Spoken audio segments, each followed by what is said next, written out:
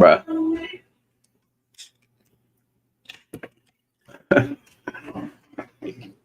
All right, we're gonna try to have a little loud tonight, man. See what the fellas talking about tonight, man. Gonna try to get some people up in here, man. See what's going on. It's late. It's like real late, and we're real late. But I'm gonna try. So you just woke up, bro? It's crazy. It's crazy. I'm gonna y'all go ahead and tap that screen for me. I'm gonna see what the fellas gonna talk about tonight, man. Trying to get an understanding, cause you know they be getting mad at me, bro. And I don't even be doing that. Oh Lord, I don't even be doing that, man. You know what I'm saying? Y'all go ahead and get them likes. So let's see what the fellas gonna talk about tonight, bro. Let's see, cause like you know how we gonna get it done. They always say like women ain't taking accountability and stupid stuff like that. But yet, there's a rise in celibacy. There's a less intercourse being had, so there's less children being born out of wedlock. That's one of their complaints. So they told the women to choose better. The women decided to choose a bear. So I don't know what else you want. Well, I don't know what else they be wanting from women, fam. I just don't know. But I'm again, hey, y'all tap the screen for me. Y'all get the likes up because we're gonna try to keep it very interesting. So I'm gonna just see what they say. You know what I'm saying? Hopefully they come up and me and the brothers can have an intelligent conversation, and they can I can understand their grievances. But y'all go ahead and tap that screen, man. Tap that screen for me. We finna see if we can rock out tonight. I got three prompts.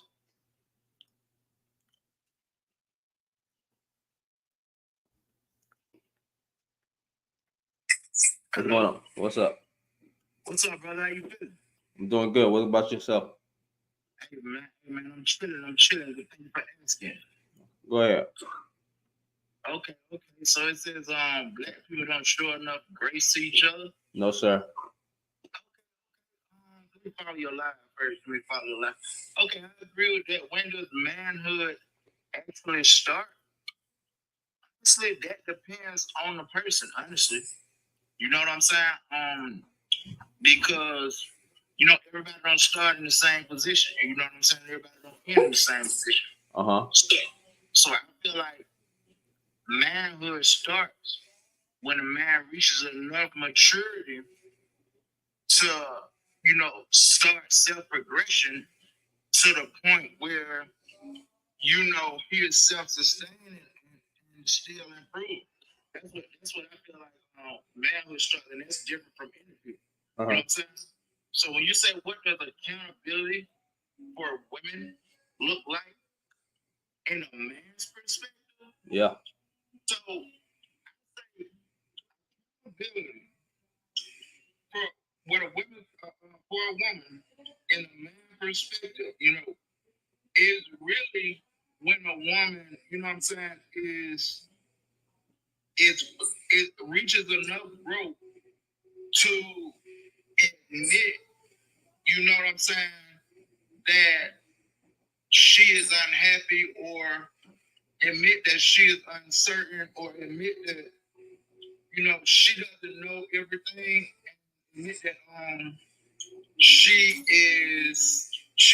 when a woman admits that something is not right, you know what I'm saying? I believe that's when it begins, because at the end of the day, when you say accountability, I feel like there could be a wide spectrum, because women make mistakes. You know what I'm saying? Women do wrong things, but you know what I'm saying? Sometimes women can do wrong things as retaliation. You know what I'm saying? To what has been done to them, or sometimes, you know what I'm saying, a woman can just actually admit, okay, what I did was wrong. But the difference between women and men is that, us men, being the leaders, You know what I'm saying? You think we're leaders? We are supposed to be the leaders. We're supposed to be the leaders. We're supposed to. We're supposed to be the leaders. We are. Men are supposed to be the leaders. So why aren't we leading? Why we leading? Why aren't we leading? We are being mass manipulation. We are in particular. We are under a psychological war, and we are getting our butt kicked. Well, what's the psychological war that black people are black men? So psychological war is no, not what it is. Like what is the psychological war that us black men are facing as a collective? We are facing the attacks that the government has set in place to keep us down. It's a lot of attacks that the government has in place that is basically keeping us down, keeping us under. You know, we are getting our butt kicked by that psychological war. We're not realizing that it's happening. You know what I'm saying? We're not getting back up. You know what I'm saying? Like they say, when you fall 9 times, you get up 10. You know what I'm saying? So go ahead. We get hit and we're not getting back up. You know what I'm saying? So that's why I say when it comes to accountability for a woman, I feel like a woman has to be led correctly before she can take accountability. Led by who? Men. Where are we? Where? Because the thing is, a lot of these women. Where are we leading women? Like where are we supposed to be leading women? We're supposed to be leading to themselves. How can wait a minute? How can I lead a woman into a better version of herself? So it's like this, right? You can lead a woman to a better version of herself. Basically, getting to know this woman, getting to know who she is, getting to know where she is in her journey, and focusing on elevating her in her journey. Why can't women do that themselves? Ain't they're already doing that themselves? Why? Because women aren't married. Women are supposed to marry themselves. They're supposed to marry. Well, hold on. Wait, hold on. Now, I love marriage. I'm actually married as a young black man myself, but I supposed to be married? Yeah, you are. I don't think a lot of women won't be married. Some women will never be married. Some men will never be married, and there's not an unless they want to share a man. Some women don't subscribe to any type of religious or moral religious construct of marriage. Some women don't believe in Christianity, Muslim. Some women don't want to get with that type of stuff. So I don't think I can just say women are supposed to be married in this context. You know what? You got a good point when you said that, because at the end of the day, you know, we're free to choose how we want to do it. But at the end of the day, most women want to be married. Let me say, in my opinion, I think most women want to be married. I hope so. I would hope that most women would want to be with a man that truly loves them and values them for more than being a sexual tool for pleasure or something to be stumped on. But it seems like there is a decline in that because of very horrendous acts that are coming from the men towards the women. So I cannot definitively support what you just said. So you're saying what you're saying, because you have intelligent words in say it again. I didn't say nothing intelligent. I just said that I don't think I don't know if the majority of women want to be married anymore. I cannot definitively say that they want to or definitively say that they do, because I don't know. All I know is that there's a decline in marriage, there's a decline in childbirth, there is a decline in there is a rise in what is it called, celibacy. So there's not even as much sleeping around as people project to be going on, because there's a rise in that amongst all groups of women. So I can't definitively support what you just said. But that's because, and honestly, bro, women want to be married, but they're afraid of marriage. If that's true, okay, well, okay, well, let's rock with that. I mean, why shouldn't they be? Well, you got a point right there. You got a point right there. Because, us men, a lot of us are, a lot of us like to sleep around. You know what I'm saying? And women don't want to go through that pain. You know what I'm saying? They don't want to go through that. They don't want to go through that embarrassment. You know what I'm saying? And it's like a lot of men don't know how to intellectually communicate with women. You know what I'm saying? To get to a result of problem solving solutions. Well, I think I said I think I said solution too many times. But anyway, a lot of men are not, you know what I'm saying, in that state where they're communicating to the point where they're reaching solutions and these issues. You know what I'm saying? And it's like women are noticing it, but a lot of women are also in their own state of problems, in their own state of stress, to the point where they can recognize that something's not right, but they can't recognize exactly what it is that's right. You know what I'm saying? And then you gotta realize we still under this system where we are being psychologically attacked to the point where. Now, when you say we, you mean black men and black women as a whole, right? Right. Okay. Right. We've been psychologically attacked. If you think about it, you know what I'm saying? We come from the segregation where we used to the ancestors used to wake up and see their loved ones hanging from a tree.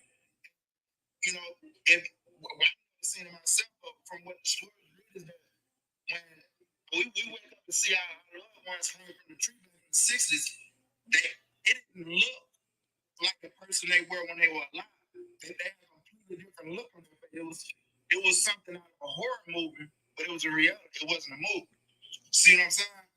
So that type of traumatizing experience, you know what I'm saying, and all the other things. Like, I remember I was talking to a man, he was telling me that his family is from South Georgia, and he used to see his family. People were telling him about stories about blankets in the summertime. Okay, okay, we've been psychologically attacked. So what Yeah. what are you trying to say? So what my thing is that from that generation on up to the Vietnam War, when they took the black man out of the families, you know what I'm saying? And then now the women is out here. But that's not necessarily true, because a lot of that history got skewed. There was black men that actually left the house, right? They were in cahoots with the black woman to leave the house and to cash out on the benefit checks as well. So as much as we love to play this card of government cheese and $5, there was actually a combined effort in a lot of those households where both of them played a part. But it seems like there's a lot of shifting of the blame. When they played that part. I'm sorry? Both of them were oppressed when they played that part. But what I'm saying is, it seems that there's always a shift of blame, is that they put you out the household, or they kicked you out the household, when actually both of them were in cahoots to leave, so they could both get that. Situation is different. So you have a situation that was like, you had a situation that worked. So it wasn't all every situation went all one way. See what I'm saying? So what you have to understand is that, okay, we had this war. They took a lot of the black men out of the house and they sent them over to war, and a lot of them did come back. And a lot of them that did come back came back from a state of war, and a state of horrific situations, and that had a lasting effect on a lot of our black men.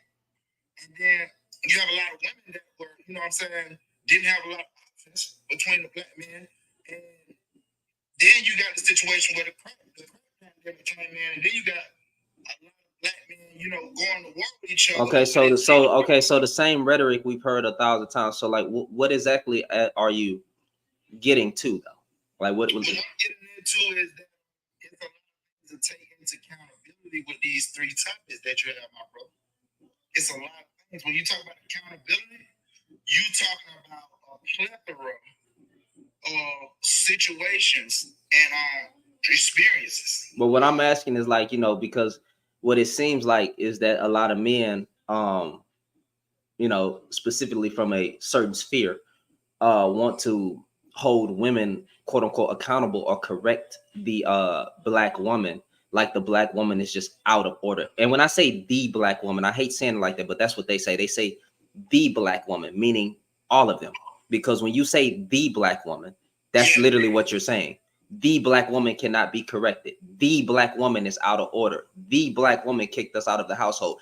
The black woman every single time. So it seems like there's this push for accountability from the men that to correct these women, but then they don't ever have the same smoke, or they never have the same smoke for other men.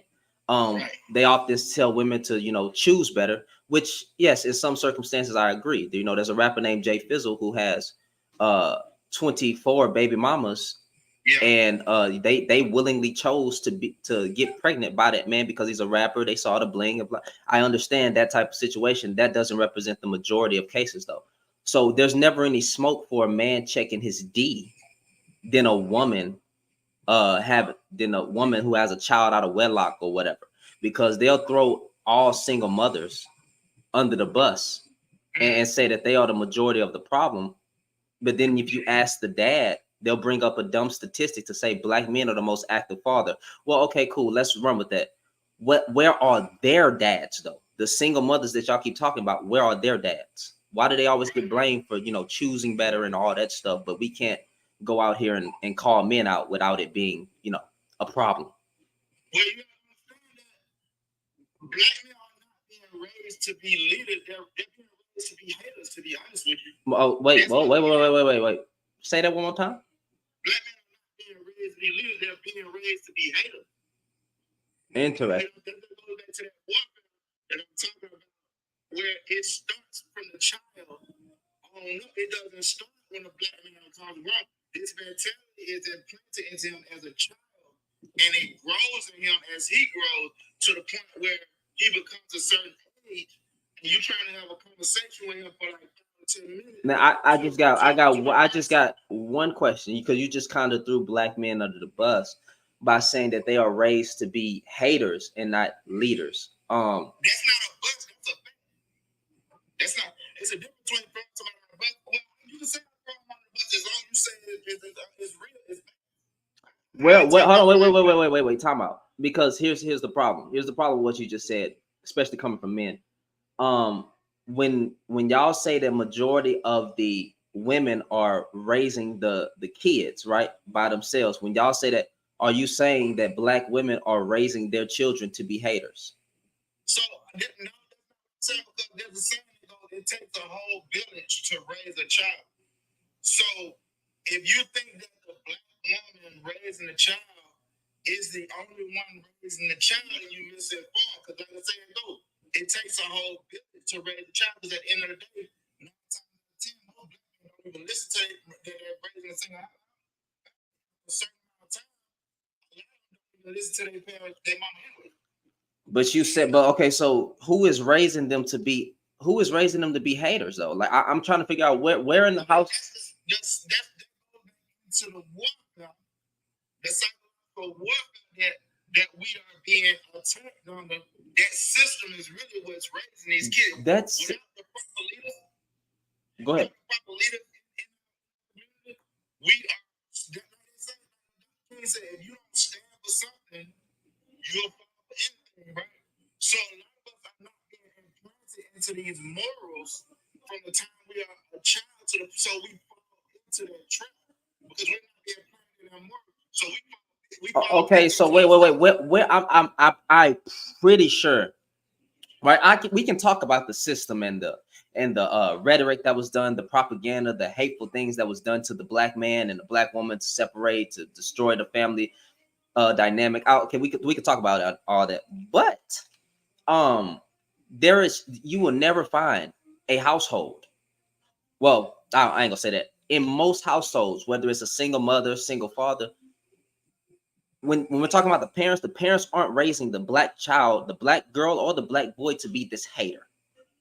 So when you say that they're being raised to hate, I'm still trying to contextualize that because the parents is the first line of defense. So who is raising the man or the little girl to be a hater in their own house? Society.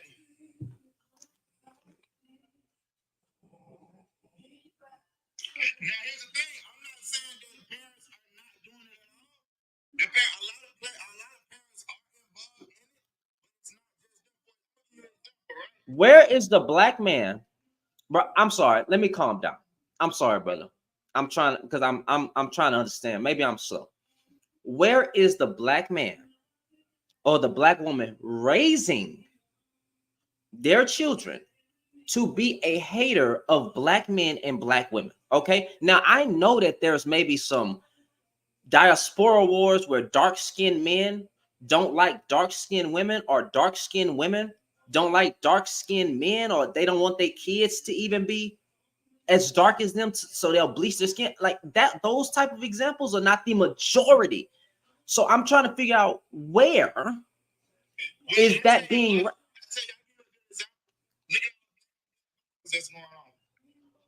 When you put people in a jungle, they're gonna act like animals. When you give them, bro, crime is due to proximity. So you're gonna have black on black crime. There's white on white crime, Asian on Asian crime. It may not be as high, but when you contextualize all of the history that has happened to black people, yeah, there's going to be some disparities there. But crime is due to proximity, and it also has a tax bracket. If you actually do the studying on that, a lot of crime is due to poverty, and when you're impoverished, you're gonna do some nigga shit. That's the best way I can explain. You're gonna do some heathenistic shit. Yeah, but guess what? If you're children doing this, they're not raising that. They're not raising that. I'm telling you that no child is being raised to hate, even in the hood, bro. As a black man from the hood, fam, that my dad ain't raising me to be like go out and hate the next black man or go out and hate the. Never in my household has my results of these children that grow up to be these men that are each other. Women. That is the work of the hater. No, it's not. But you saying raised to hate. Right. We literally just made the argument that no child is being raised to hate. No mother is telling their black daughter to hate the black man. No black man is telling their son to hate the black woman. So when you say hate, define hate, because they're not doing that.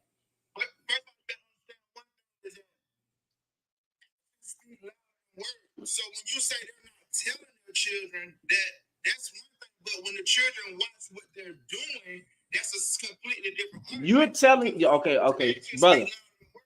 You're telling me that even in the hood, that they're not seeing their good father chill around good black men, have a decent conversation, craft a few beers, make a little jokes, community organization, right? You telling me that the black woman in the hood ain't with her little daughter, loving her little daughter, having her play with the other black boys and other black girls in the community, doing black organizations in the in the hood, right? Having a good time in the hood. Is this James? Somebody told me to ask you, is your name James? No. Are you lying or you trolling me? Well, hold on, brother. Is your name James? No. Okay, go ahead. Okay. So it's 24. You're fine. It's 24 hours a day. So when you speak of a chemical act and pass that off as an entirety, we get lost in the sauce. Okay, so you speak on one chemical act, you might speak on 10. That's not the entire time that this child is in this environment soaking up everything they see. Which goes back to what I was saying. It's one thing to say something, it's another thing to do something. Speak on the black fathers, and you go back to my situation where So you speaking on secondly, you speaking on the love of the black woman. You had a father. He was just trash. He wasn't there. That's that.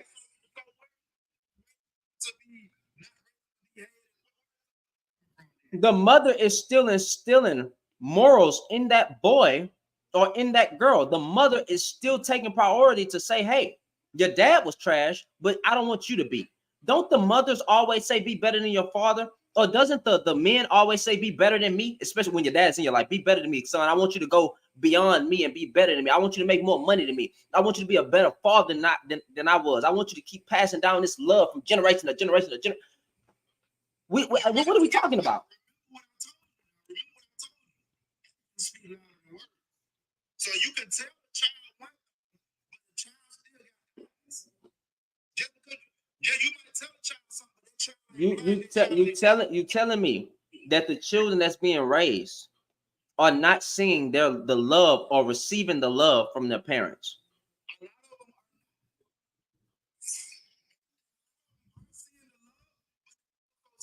So wait, so are you saying that that a lot of black men are haters? Yeah. Are you saying I'm sorry, the majority of black men are haters? Yeah. I've been a very controversial I'm a person.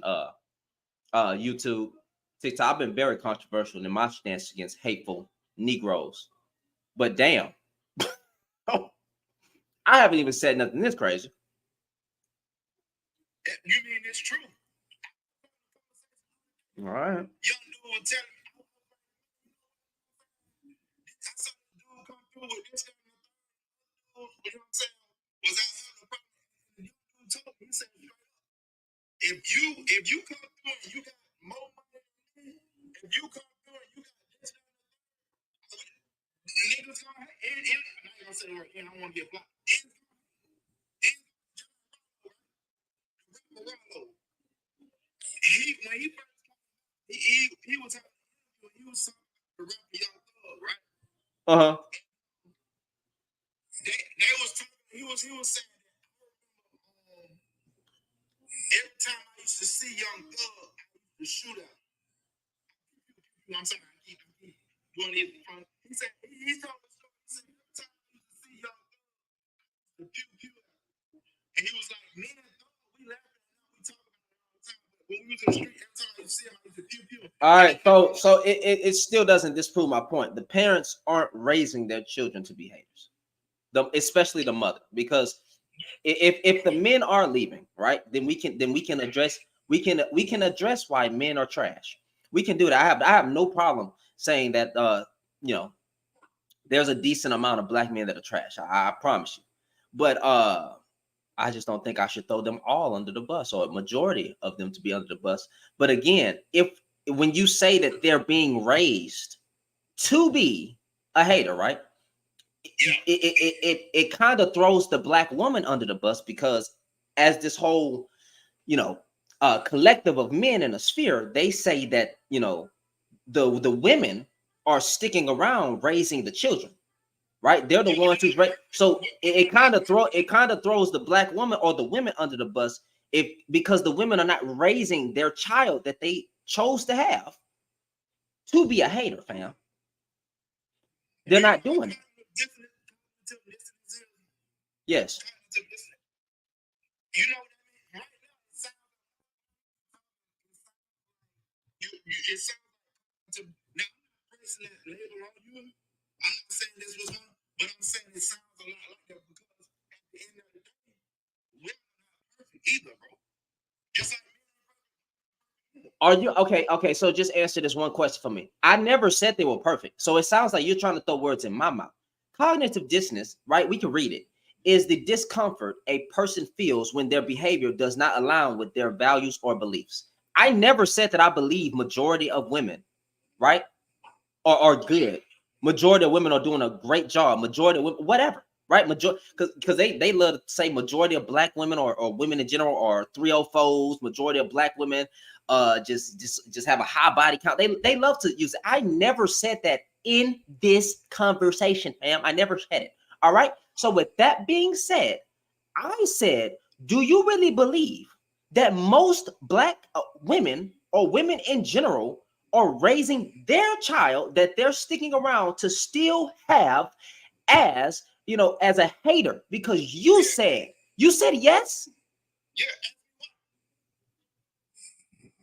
You just threw women under the bus, fam.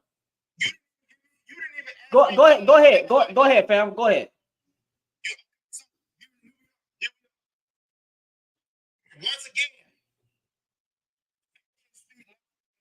okay. First of all, what you have is you have a lot of black women that are children for, right?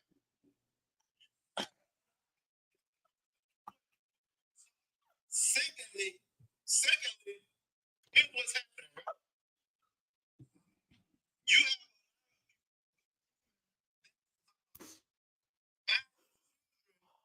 these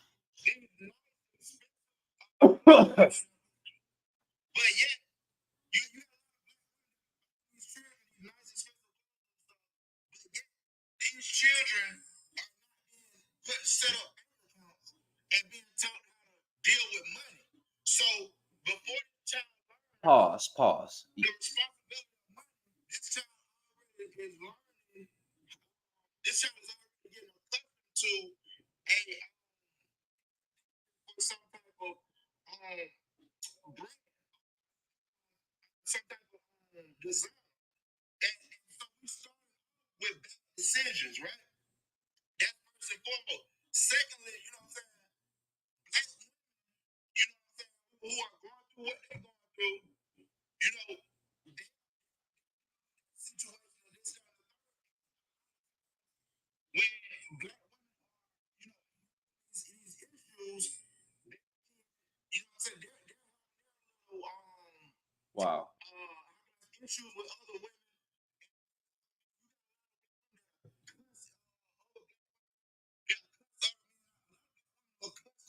Okay, all right, so again, I mean, yeah, there's a lot of parents that have cussed their child out. I'm not saying that that's right or wrong. Become a hatred. That I think that's a stretch. Now, with all you just said, you said actions speak louder than words. Right.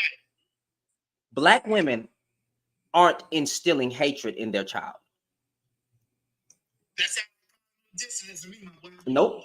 How is that cognitive dissonance? Black women as a whole, black women as a majority, or women as a majority, are not instilling hatred as a child. They're not doing it. They're not instilling hatred in their child as a majority. Now, I'm not saying that it ain't some women that do it, because we know the rhetoric. You will never be shit just like your dad. Well, if the dad was a shit, why did you fuck him?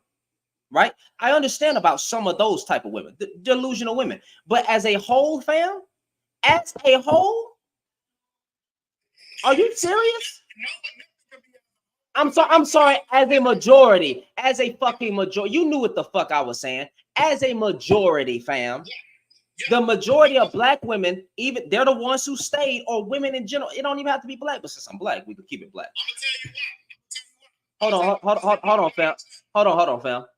Miss Shepherd or Mr. Shepherd, I don't know how you say your name on YouTube. If you click the link, you can set up your camera. You actually don't have to come on camera, but you can click that link. It'll take you through like a 2-second process. You can call in on here, and you can be part of the conversation. So if you just click that link I sent, you'll be able to join. Go ahead, brother.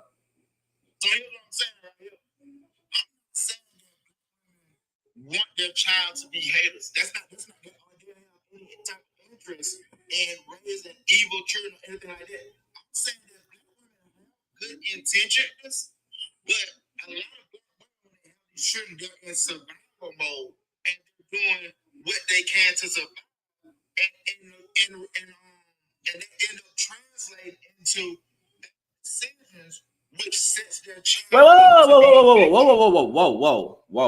Whoa. Because now you would have to explain those decisions. If they're going to work trying to provide, right? They're not in the streets. We can't say most black women are selling drugs in the street, anything like that. They're going to work trying to provide and still being a nurturer, as you know, they say women are nurturers and all that stuff, right? Blah blah blah blah. If they're doing their best, and their best is most of the time morally good, right? Then how are you spinning it the way you spinning it, fam? Let me. So let's say you have a child in high school, right? Okay. School. Yeah. Let's say the child ends up failing school or whatever. Hold on. Pause. I'm sorry, Ralph. Stop lying. Can we rewind for a moment? Sir, can you define cognitive dissonance for the class, please? I just read it. Cognitive dissonance is when you want something to be true so bad that you start to believe it even when it's not. What? What are you talking about? Are you freaking? I just read you the definition. No, it's not. No, it's not. Bro. I suggest you look up the term for one. It's described as a mental disturbance people feel when their beliefs and actions are inconsistent and contradictory. Ultimately, beliefs and actions are inconsistent and contradictory, ultimately encouraging some change, either in their beliefs or. Hold on. It's okay. You're having trouble reading. So here's the thing. You already incorrectly defined it. Right? So I just wanted to prove that point. That first of all, you're using incorrect terms where you don't know what these terms mean. Second, as you're reading it, you're stumbling over the words. It's difficult. I understand. It's a concept. Shepard, you can use your phone. What he was doing when you click the link on the thing, you can use your phone and you'll be able to join. You can use your phone. You don't need a mic. Foolish, like you don't know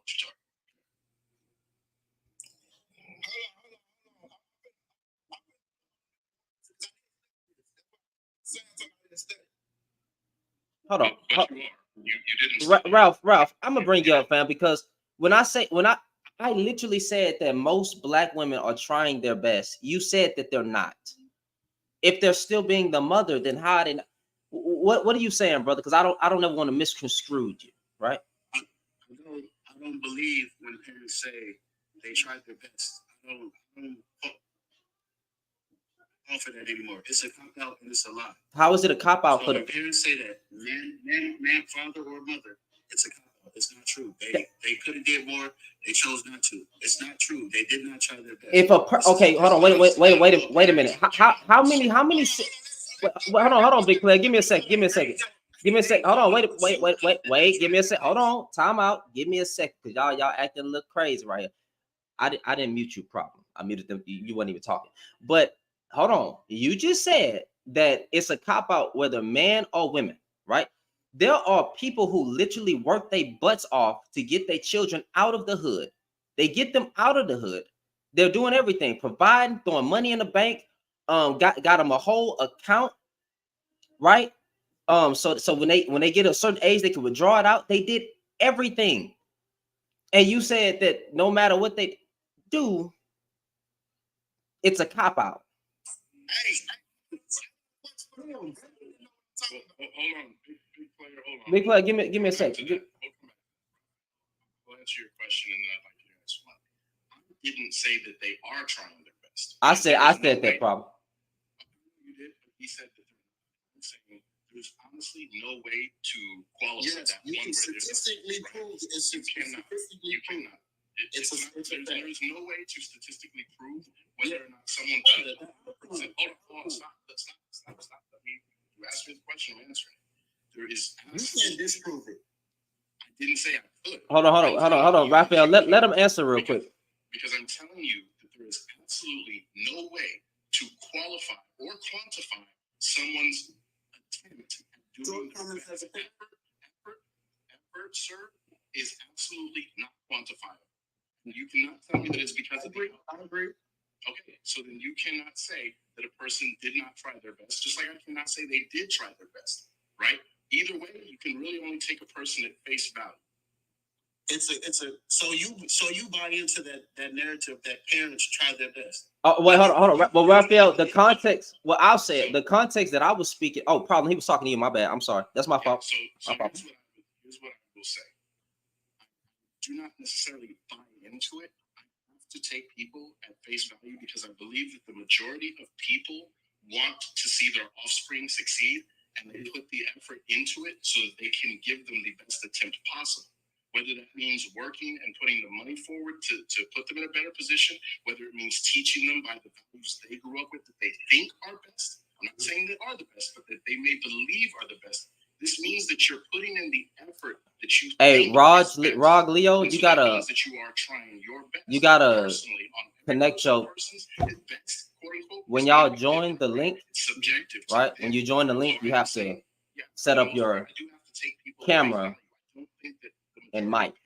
You're hoping to see their children fail at life, right? It doesn't make sense that people would do that because we generally care about the people we birth into this world, and we want these people to do their possible best. So we make every attempt within our power to set them up for that success. Now, some people obviously are going to come up short, right?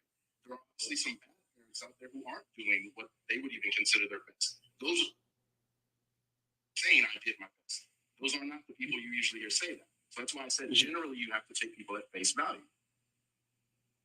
I agree with everything you said. Let's go back to the cognitive dissonance that you said I didn't study. I'm a big player. Bro, you still trying to prove your point. Go ahead. Do you know how many different types of cognitive dissonance there are? No, I'm still talking about that. Exactly. You tell me I didn't study, so obviously you didn't study it. Because I have several degrees in psychology. But yeah, you can't tell my master's. Dissonance is something I studied freshman in my freshman undergraduate classes. Okay, well, I knew the basic definition. Wait. So hold on. Wait. The comp. That you were incorrect, sir. That's why I was easily able to say that you used it incorrectly because I know the basic premise of it off the top of my head. But yeah, you don't know. Wait. Why does that matter, bro? Like. Because you can't tell somebody that's incorrect if you don't know all the definitions. You were, sir. When I asked you to define it, you said the incorrect definition. So hey, Shepard, all you do is authenticate your phone mic. You can just use your phone mic. Hold on, big player. Hold on, big player. Because give me a second. Because when we asked you to define cognitive dissonance, right? I actually read the general, right? Definition, which applies to mostly everything. It's the general definition. You couldn't even define it. It's not the totality of it. It doesn't matter. When we're speaking about what the definition of something means, we go by the general definition. And there's different branches. Yes, it was. It's literally the whole.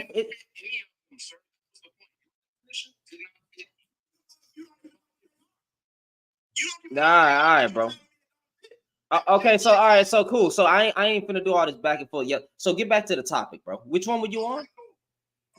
You said something about women ain't trying their best or something. What was it?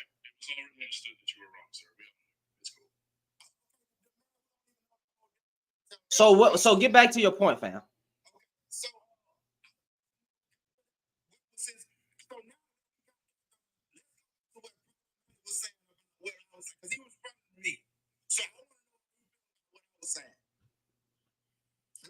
I don't. What was you saying? My brother. You've been loud and wrong about it. So you obviously hurt because I proved you wrong. Let's be real. I proved you wrong. You hurt. See, this thing right here. You proved yourself wrong when you said that you don't know what you read a definition that was fundamentally incorrect. Like so bro, bro, just get back to the top. Get back to the topic, fam. Like so to the next thing, which was the rest of the stuff outside of this. What were your words on the rest of the topics that I spoke on? Okay, wait. Forget all this going back and forth and like getting it. What prompt are you addressing right now? That's what I'm saying. I said a lot, so I know that he he doesn't remember. Maybe his memory is Yeah, not that I don't good. even fuck. I don't even remember. So You were saying that single mothers were to blame for something. That's what you were talking about. Oh no, he said that they not all. He said you said that I had cognitive dissonance because I was trying to say that single mothers single mothers are perfect. I never used those words. I never said that. I even said that. we're moving on from business, right? Yeah, but no, we were still on it. We were still on it. We're talking Installing. Thank you, Ron Ball. Installing hatred into the. No. I got it, fam. It's Round Ball. Thank you, bro. We're talking about installing hatred into their kids, right? Because you said that women be doing it, and I'm like the majority of. I don't believe the majority of the women are doing that. Okay, so here's the thing. What I'm trying to say is that they're not doing it intentionally, but that doesn't mean it's not happening just because they're not doing it intentionally. That was my point that I was making. Because at the end of the day, when a lot of black women start off having children that they can't afford, so they start off making bad decisions.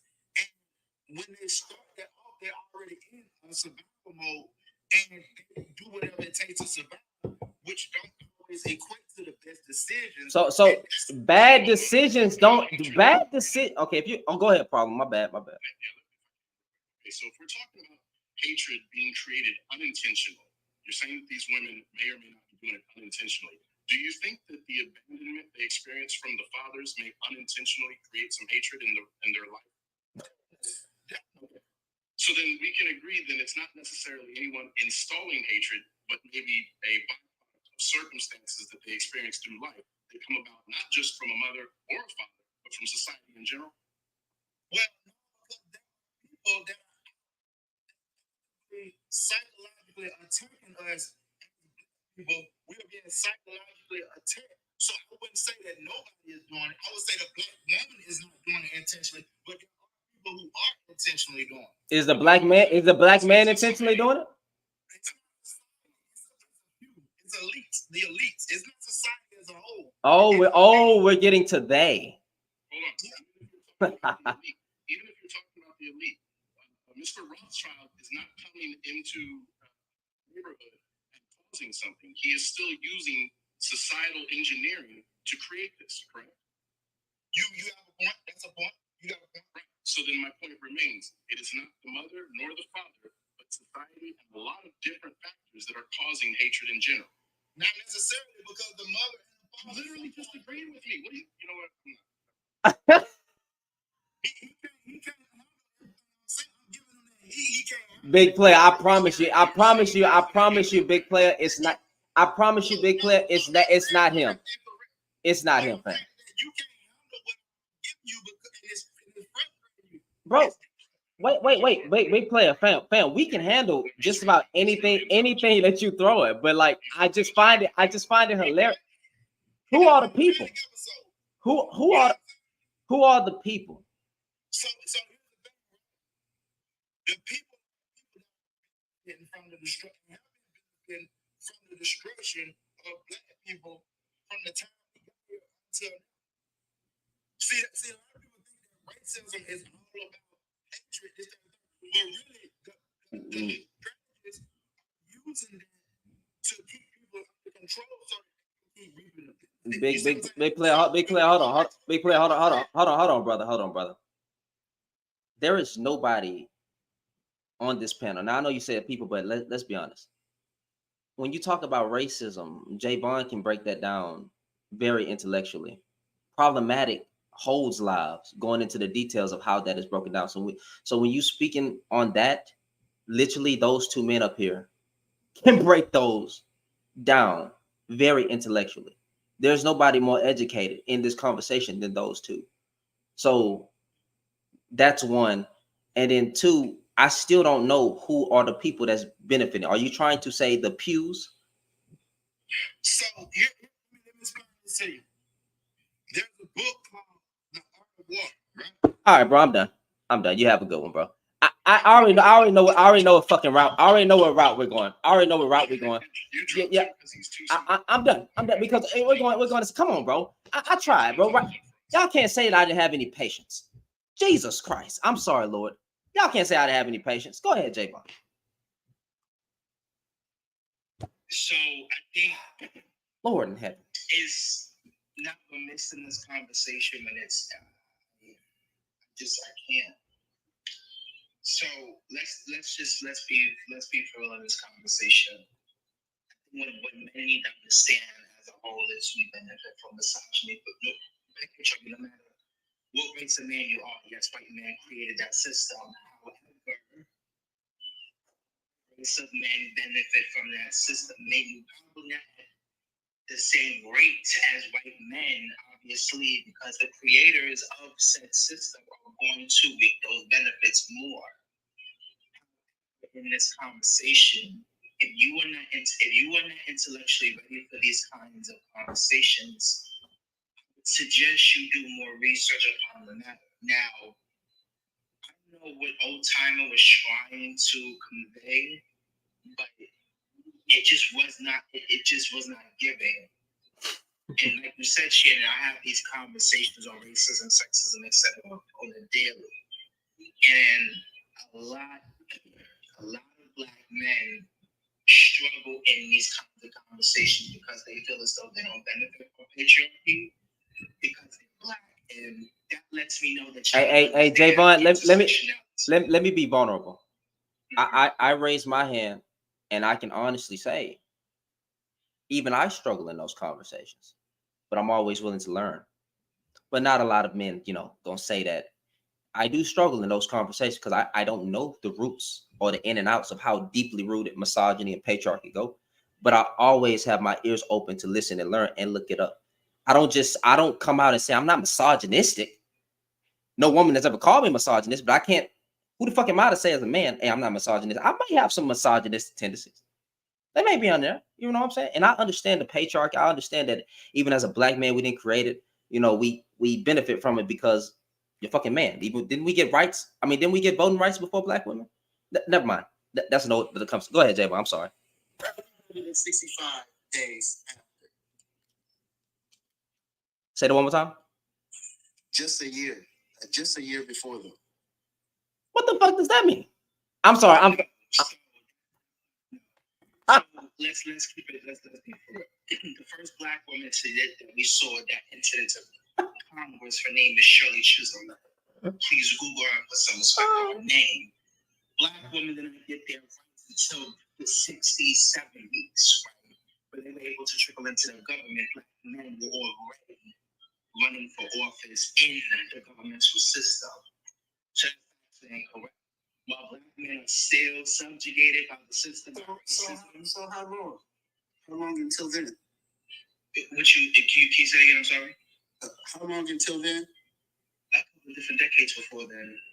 Okay. If I'm looking, but okay. Yeah. So, and even if it was a year, black women still don't benefit from the system. Black men do. They benefit from the system. They're patriarchal. So, yeah. So my question to the black men that say that they don't benefit from misogyny is, why? Like, what is hindering you from saying that you don't benefit from a system that's built for men?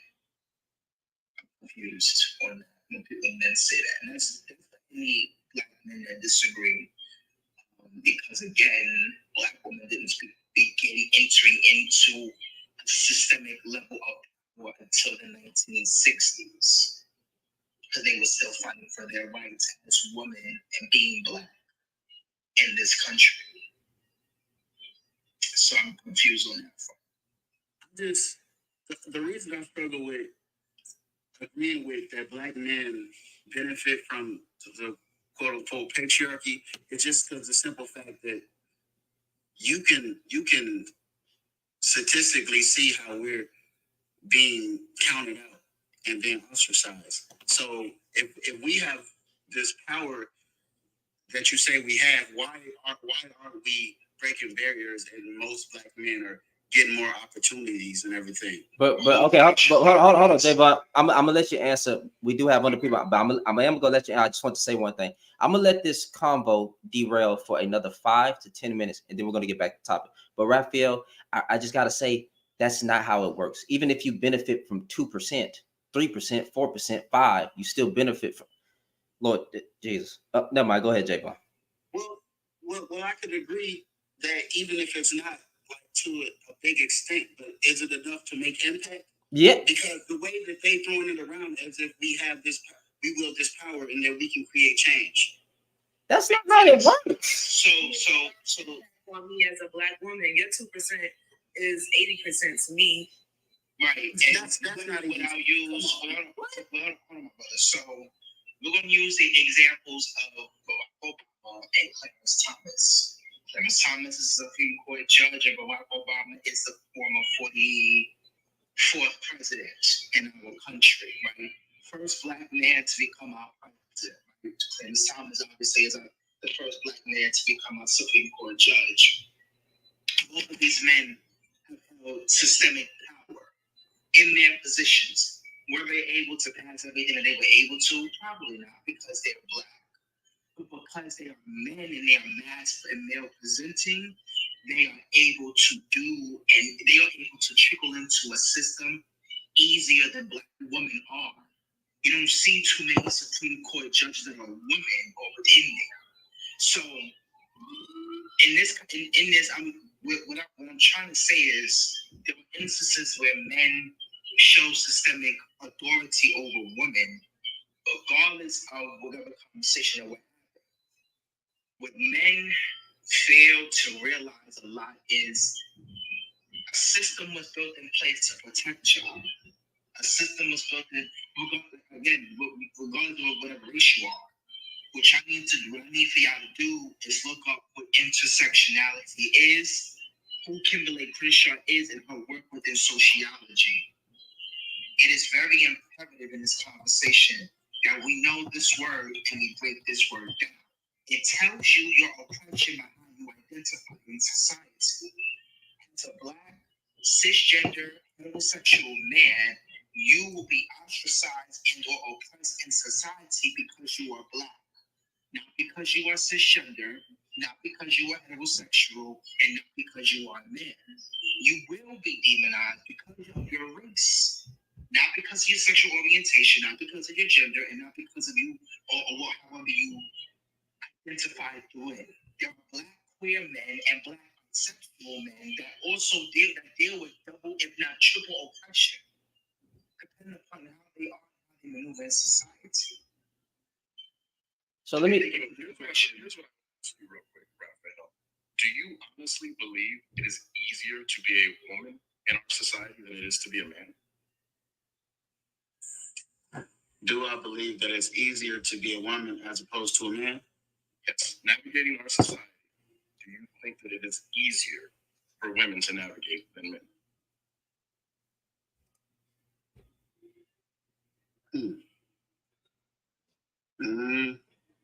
In certain aspects, yes. But What? Oh man, come on. Some examples. Well, hold on. I mean, the hesitation shows me. I think he deep down knows, but I want to hear where you think women have it easier. Give me a few examples. Don't say child support. come on, brother. I don't really. Wait. Time out. He's gonna say we only got to show. Wait, time out. I quit. I quit, bro.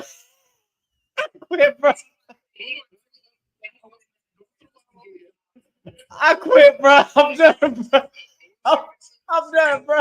If I was red pill, I might have went down that lane, but I don't really be talking Oh shit. or what you say, your chest said. Bro, if you let him answer, because I bet you anything, all of us up here are going to be able to draw a direct line back to why it exists, and it'll be because of patriarchal systems, right? So that's why I wanted to answer that. Well, yeah.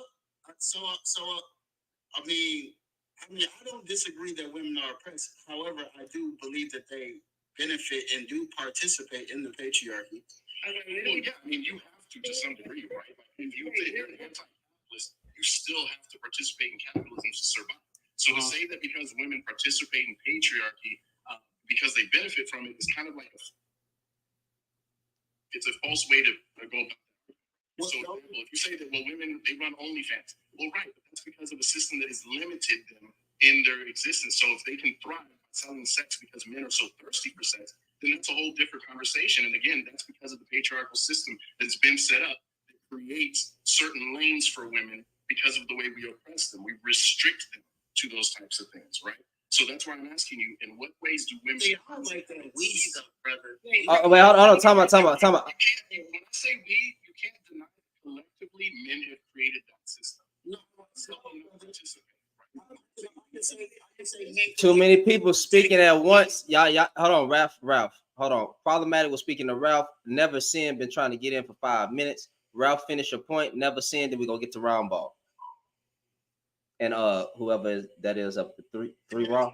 I don't necessarily have a point. You know, I'm always a listener in these TikTok streets. I don't really necessarily, because I actually don't believe these conversations. They're very circular to me. I don't think these TikTok conversation lives are very productive and progressive. Like the one I'm doing right now? No, not you per se, brother. But I listen in. Well, I mean the prompt. The prompt. I'm literally speaking. See. Okay. This is my goal. Let me tell you my agenda. All right.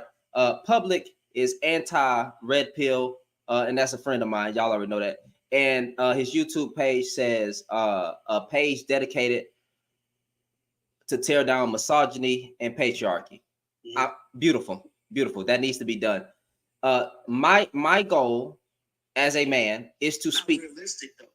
Yes, the fuck it is. Now with that, I'm gonna explain how it's realistic. I don't have to go all the way to the top to start with myself to unpack misogyny and patriarchy. But anyway, like just give me a second.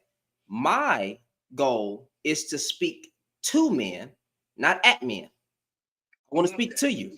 See, there's the difference right there. There is no difference between me and public.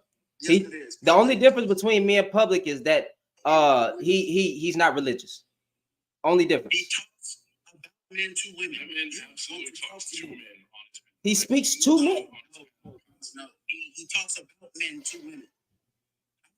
We can have a difference of opinion all y'all want. Wait, time out.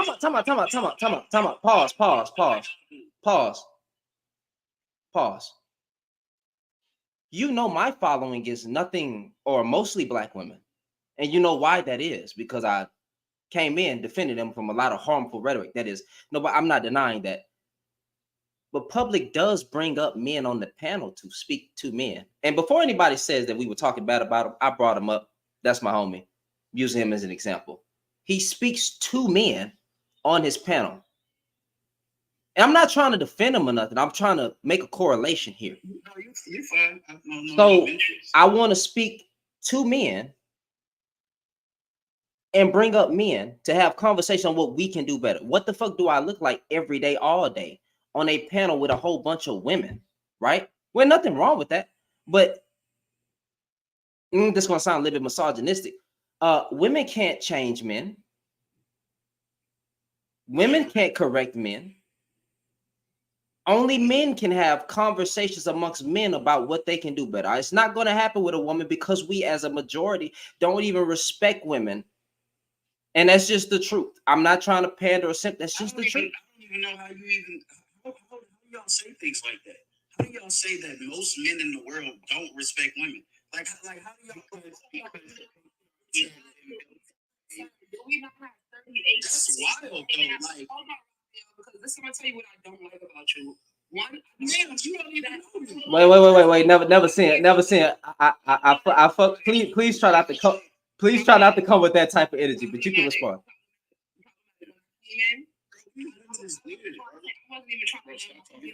But wait. Time out. I don't want to have to mute no mics. Never seen this talking, but please try to keep it chill. Just. Okay. I wasn't trying to cut you off or nothing. I was just going to give an example. I don't even want to take my term just yet. But what you were saying about us having to perform in the patriarchy as well is the same thing as Black women having to perm their hair to be palatable by society, right? So it's more so a simulation. I agree with you 100%. So that's the point that you were trying to make towards what Raphael was saying. And then Raphael got on the panel with him one day and he was just like, oh, I can see coming up here to listen. And then says the most harmful shit to women. I don't even go talking. You can't control yourself. You've been cutting off the men and now you're cutting me off. Control yourself. Calm down. Go ahead. Control yourself. Go ahead, man. Well, He gets in the comments and says Don't do that. the most harmful stuff. Jay, what am I doing? You don't need to say anything. Stop interrupting. Hey, bro, shut up. Oh man, come on, y'all, all y'all. Hey, hold on, wait, Raphael, please, bro, because you know I'm trying to get this thing. Never, why you muted your mic? I'm trying to let you. Again, and I'm trying to respect everybody on the schedule. All of these people have been adding so much, so much. Period. Right. Saying he gets on the panels. This is not my first time on the panel with him, and he'll be like, "Oh, I'm just listening," and then don't listen, and then he says the most harmful shit in the comments that literally is the same talking points that leads to the unaliving of women and children. He says those things. He's very ingenuous. I don't like that man. Okay, cool. Okay, so wait a minute. I'm Ralph. I'm take general out your profile picture because you don't stand for none of the shit he stood for. What? So hold on, wait. Ralph, hold on. Ralph, see, I'm trying. Let me get to round ball. Round ball, go ahead. What's going on? Really, I was just looking at your live. In terms of like black people not showing enough grace, I would say like, yeah, like I see a lot of, I guess black folks like really just tearing each other down. But I also see a lot of productive conversations in terms of like how we can be better as a people and like uplift our people. In terms of like manhood actually starting. I don't think manhood is. I don't know like what your manhood means because like sometimes I can just mean like working. Like I mean like I don't know, providing with your family. I feel like that starts when you get money, I guess. Well, okay, so let me try to frame it in this way. When us men say that wasn't a man, that was a boy. But that boy still got that woman pregnant, and he not take care of the kid. Like behavior and like what's up, baby? This leads to like you being very dismissive of behavior that we're like cultivating and then perpetuating. Yeah, I see what you're talking about. Yeah, I feel like where that comes from is like kind of like associate a general foolishness that I guess is supposed to be associated with you being young, and then say, "Oh, that's just a boy," and then when a man finally like steps up and acts like he's supposed to, okay, now he's being a man. So where it becomes like any good behavior is what a man does, and any bad behavior is what a boy does, which I feel like is kind of disingenuous because I mean humans are imperfect, and how it should like what should be better for I guess men is to like just try to correct behavior and like not really leave anything out on the table.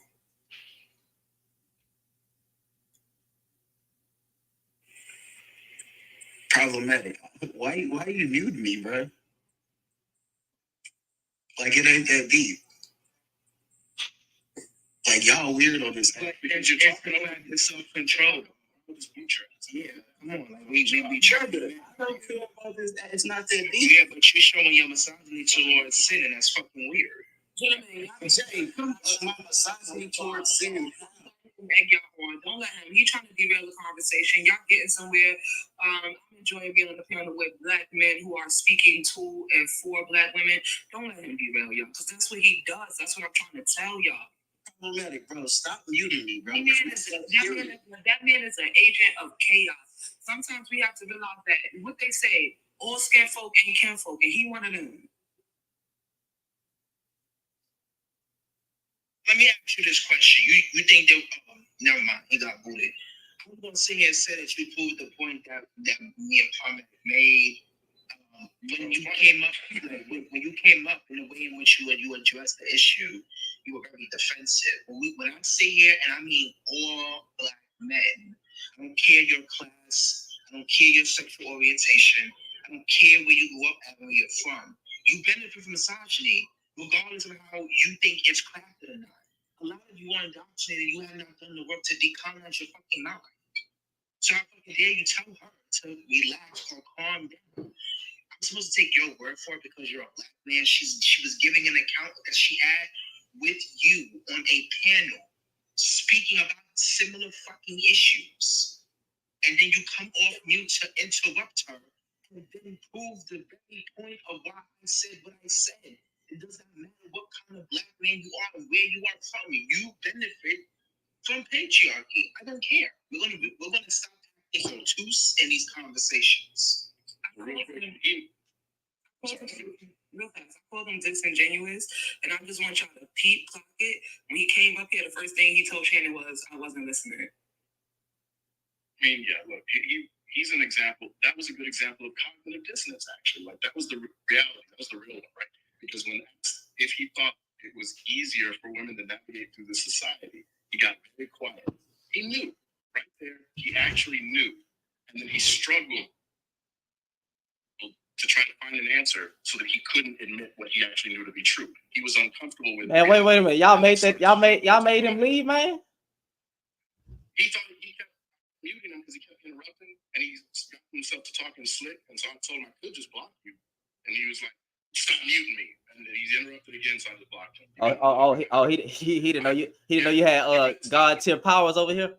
Making me mad is a mistake. I will let people know I have the power. So did three? I told him to shut up and stop playing with me. And he, just blocked him. Did 3 Raw already get in? No, we were finishing addressing him as we dropped him. So 3 Raw can go. Go ahead, 3 Raw. What's up, brother? Or ma'am? What's good? What's good? What's up, man? I was trying to come in for a minute. My bad. A minute, because when a dude was talking about how parents was not giving their all to kids, and then I just want to get my point of view from a younger generation wise, as like some parents can like try all their hardest on kids, and then like someone really just don't listen, then they just end up being like a crash out or something like that, and like not really like taking in the knowledge that their parents are trying to instill in them. And like I see that a lot in my generation, because like I'm only 24, you feel me? So like I've seen like many of my peers like get put in the system and then try to get out the system, but they hang around the same people that they was told not to hang around. Then they continue to do that, then they end up get caught up in this like train, so then they can't like leave the city or like find jobs or to really do anything with their life for real. So like, I just felt like that was kind of like disingenuous to say, because parents really do be trying like their hardest, and then like some kids really just don't listen. Javon, don't start. Javon, don't start. Fam. What was the actual question?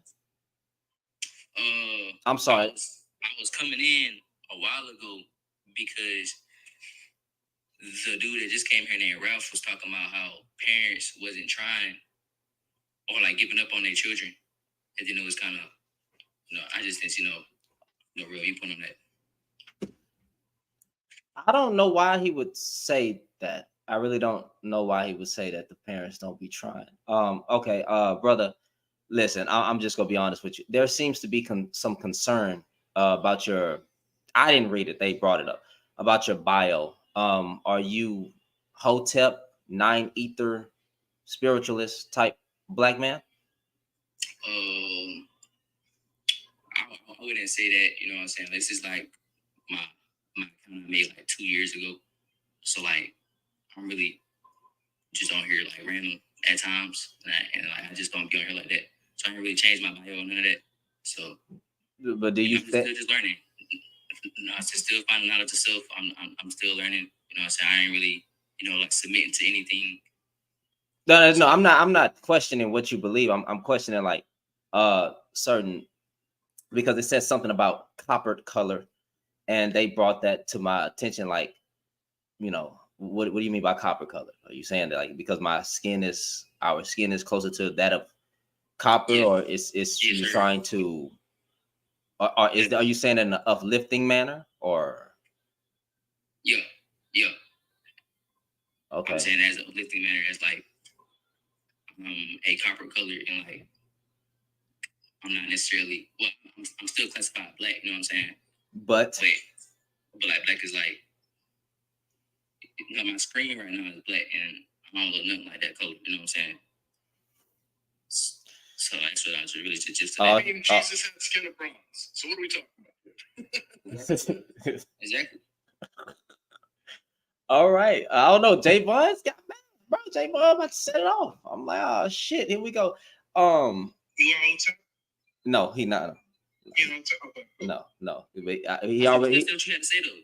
He was just more concerned about the copper color because The copper color was throwing me off, and it says neuromelanated DNA. Can you explain that?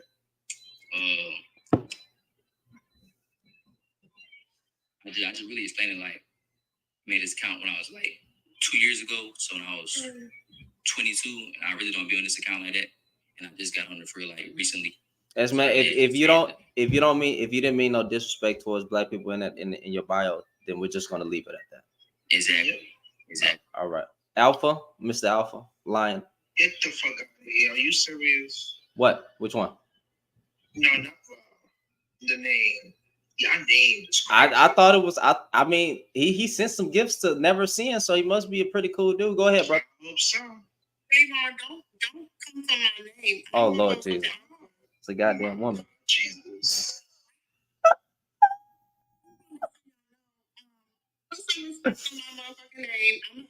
Bruh, what the hell is going on tonight? What is going on tonight, YouTube? What is going on? They got me, bro. They got me. They got me, bro. They got me. Like, I need to go live, but just real quick, I'm emphasizing on your shit. I know. You're fine. But yeah, you want me to respond to the prompt? Oh, you can. Black people don't show these shallow face. I show grace to black women. Like, not the men show hella grace to black women. But that's it. That's all that's necessary. That's all. When did manhood actually start? That shit is a facade. It starts whenever y'all believe that bullshit. What does accountability of women look like from a man's perspective? Men only hear about women doing shit for them. That's what they see as accountability. Like, are you going to do these things for me? But yeah, women living your truth. Fuck these niggas. If a man validating you, you doing something wrong. That's my answer to the prompt. Thank you for letting me respond now. That's fine, man. You can have a good one. All right. Shit. Who was next? I don't know who was next. I don't think we heard from Round. Who?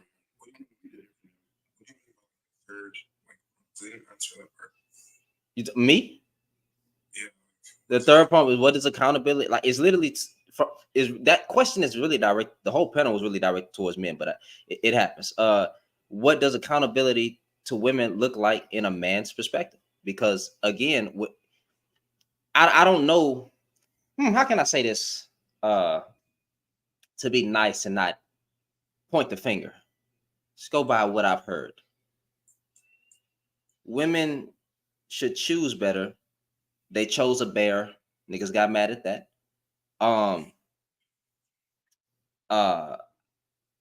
High body counts. There's been a rise in celibacy.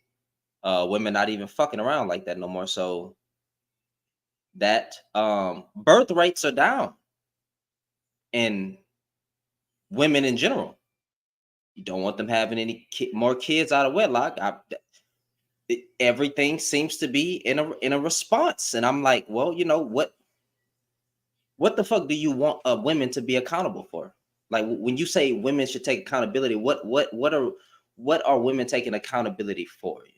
Because to what you said, I remember you were talking about like a lot of young black dudes were getting raised like it's here, you'll hear it from your mother, and then like you'll hear like you're just gonna be you'll never be shit. You'll never be shit.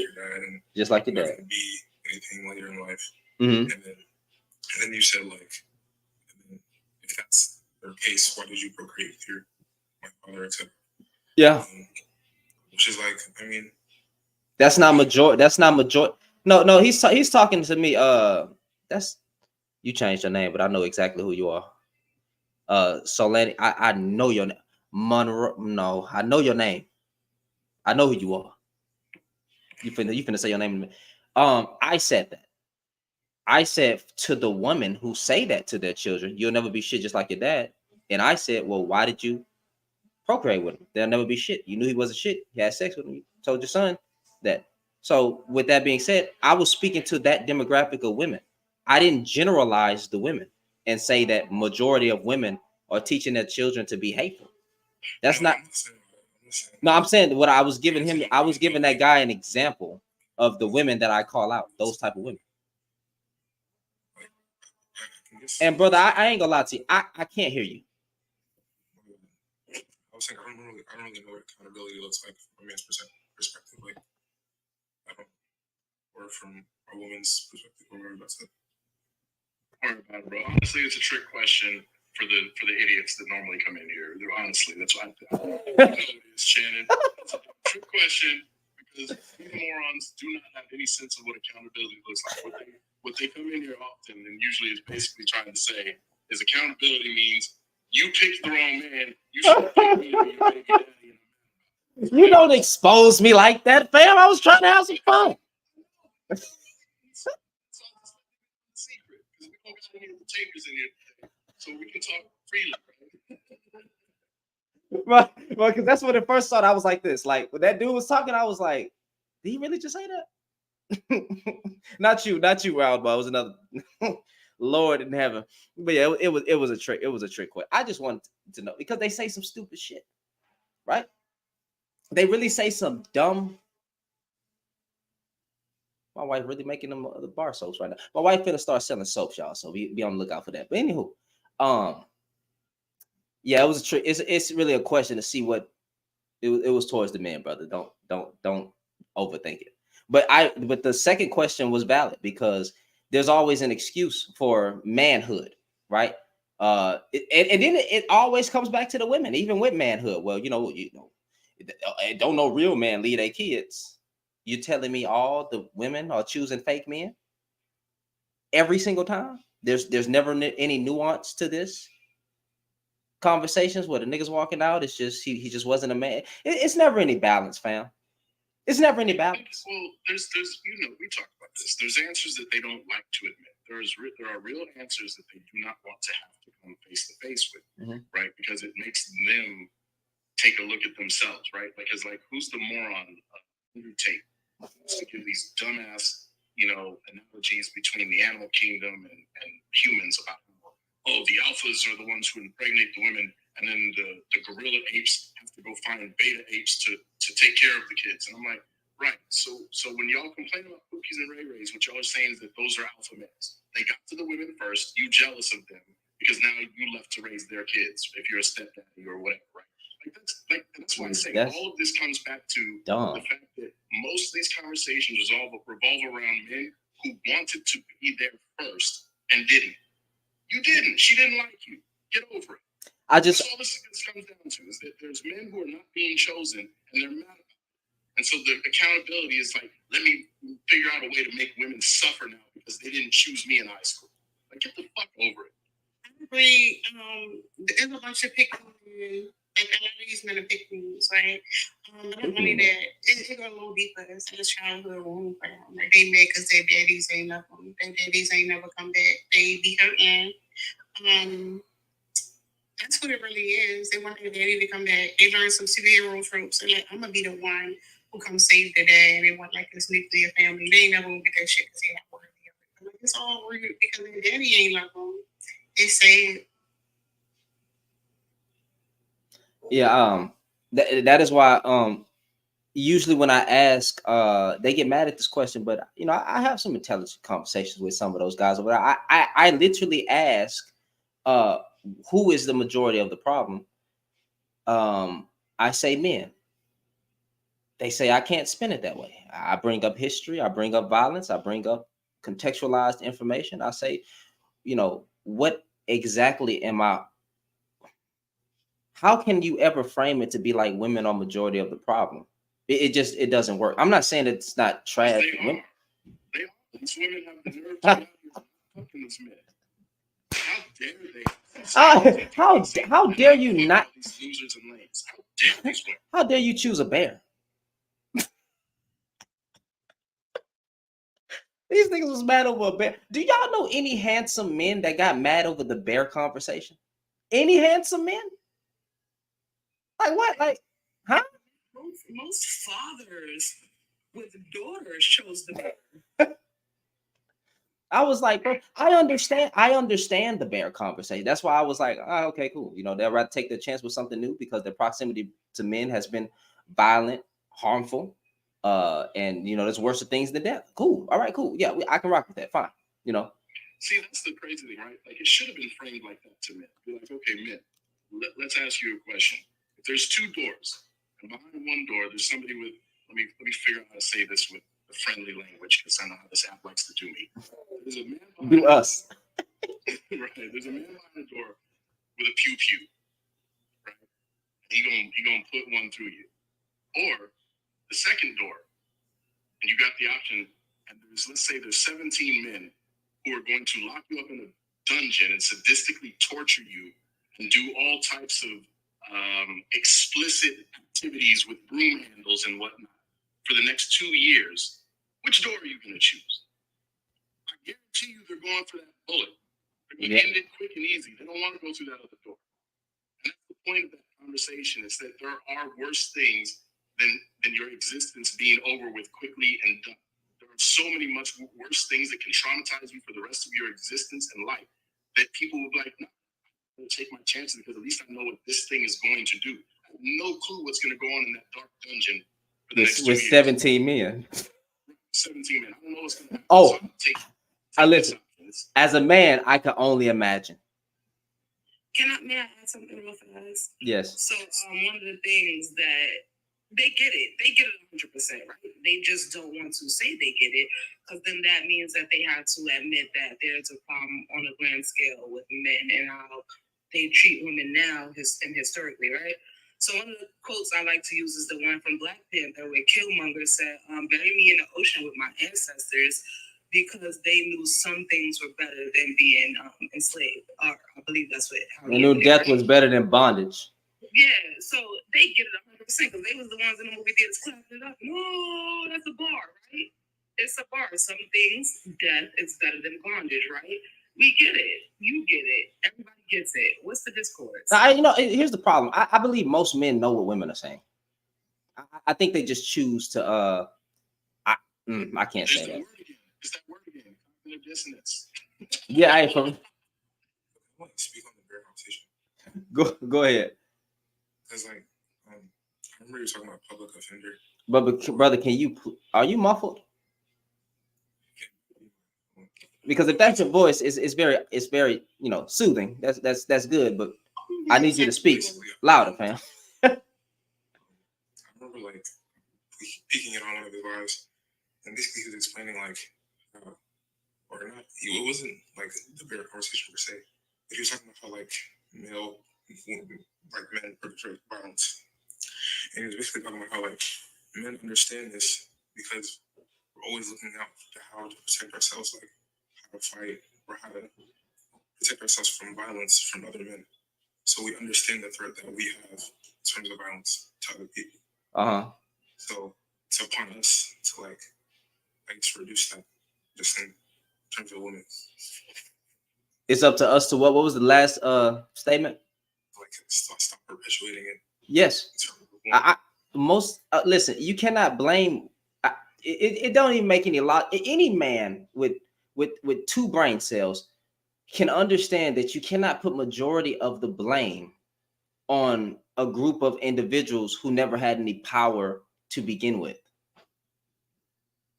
I don't understand how we're coming back to the woman. The woman is out of order. The woman this, the woman that, always shifting blame. As a Christian, that's the same thing Adam tried to do in the Bible. This woman you gave me. Well, nigga, you was alone. You look sad when I gave you the animals.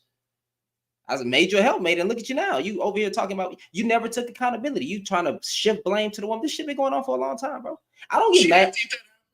Yeah, you know what I'm saying. You know what I'm saying? Because even in yeah, you feel me? Like even as a Christian, I understood that. I was like, that wasn't a man. That dude tried to shift blame on a woman. I see what was going on. Men have not taken accountability since the beginning of time. Both of them were wrong, but him, right?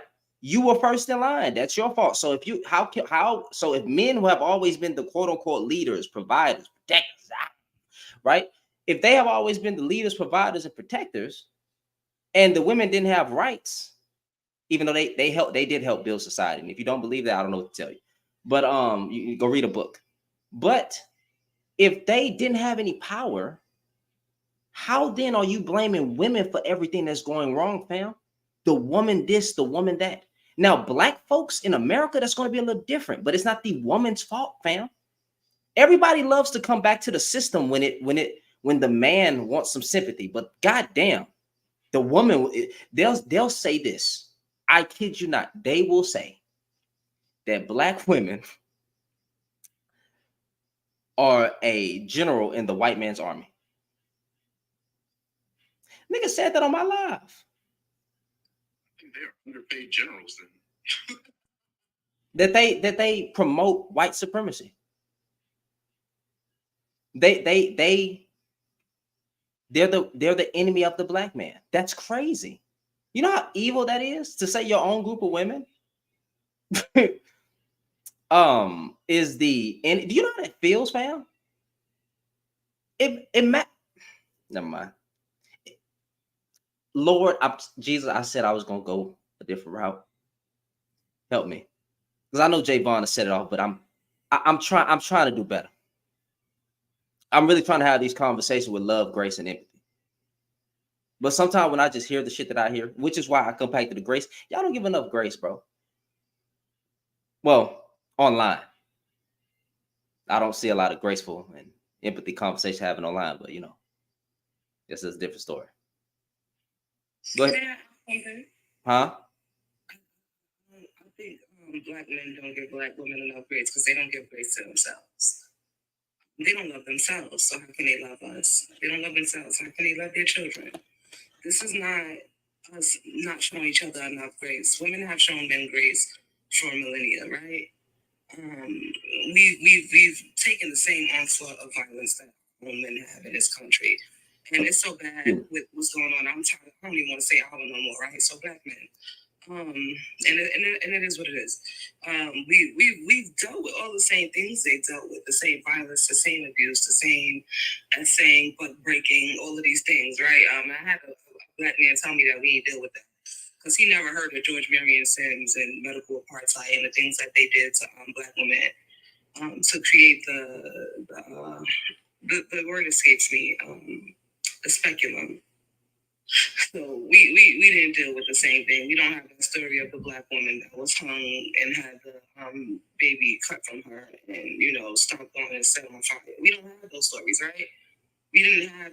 They told when I had a conversation with them. Sometimes I use songs. I use Papa was a Rolling Stone. I like to use Tupac when he said, what makes me unhappy is when we see a brother to leave a young mother to be a pappy. He goes on to say, if not, we'll create a race of babies that hate the ladies that make the babies. I also like to quote Strange Fruit. And I like to use historical context and how it relates to music because I love music. And I had a black man tell me I can't do that on his panel because it's not a fact. So it's them always trying to control the narrative of how we speak and just how we exist. So when we're talking about them, take what accountability looks like for Black women through the Black man's perspective, I'm gonna agree with Alpha 100% and say it's just them saying we're not doing enough for them. It's not enough that we have to uplift the community. It's not enough that we're taking care of the elderly. It's not enough that we're raising the children. We also have to bend over backwards and take the brunt of everything that they're dealing with and sucking their PPs and this one live, y'all might know his name, and I'm gonna say it because I ain't shit. His name is TK the something, right? Motherfucking TK, something like that. I don't know. Anyway, he had a live last month for Men's Mental Health Awareness Month, and he's like, "Oh, his prompt is what can Black women do to support Black men?" And I was like, "Suggest therapy." And all of the picnics was up there like, "Oh, suck his D, rub his toes, make his." Baby, we've been doing that forever and raising these children, and look at where that's gotten us. You think that me choking on your shit is going to get me where now? Where's it going to get me? It just might. It just might get us somewhere. Like, I couldn't hold it in. I'm sorry. I couldn't be mature. You can't. Come on, Shannon. We got to plow the fields and then come home and let you plow us too. Wait, what? Right. No, I was just. Yeah, I'm just throwing a little comedy in there. No, but like I don't. It's like, what else can we do? They said be submissive. We were submissive. They said be natural. We wore our afros in the 70s. Like, it's there in history where Black women, we stood on front lines. I always talk about that one video, and I know y'all all saw it with the Black woman, and she's apologizing to the Black man for all he was sitting up there blaming Black women for all his problems, and she goes, "I'm sorry, my brother, for all the Black women who have hurt you," and she gets up to give him a hug, and he grabs her ass. I have not came across this video. Problematic. Javon, y'all ain't see that video? Nobody's ever showed me. Fortunately, I have not. Yeah, I never seen like, this lady humbled herself and walked up to that Black man, and when she went to go embrace him, that dude slapped her ass. Send me that video. I would love to see that video. Yeah, I ain't sending you nothing because you never sent me what you was gonna send me. What was I supposed to send? You did. You sent me the podcast. You did send me. I ain't gonna say that. Yeah. I sure did. Yeah, come on now. Nah, I'm gonna send it to you. That shit is crazy, but it's like somebody in the comments said. It's never enough. We've done all that we can for the Black man, and it's exhausting.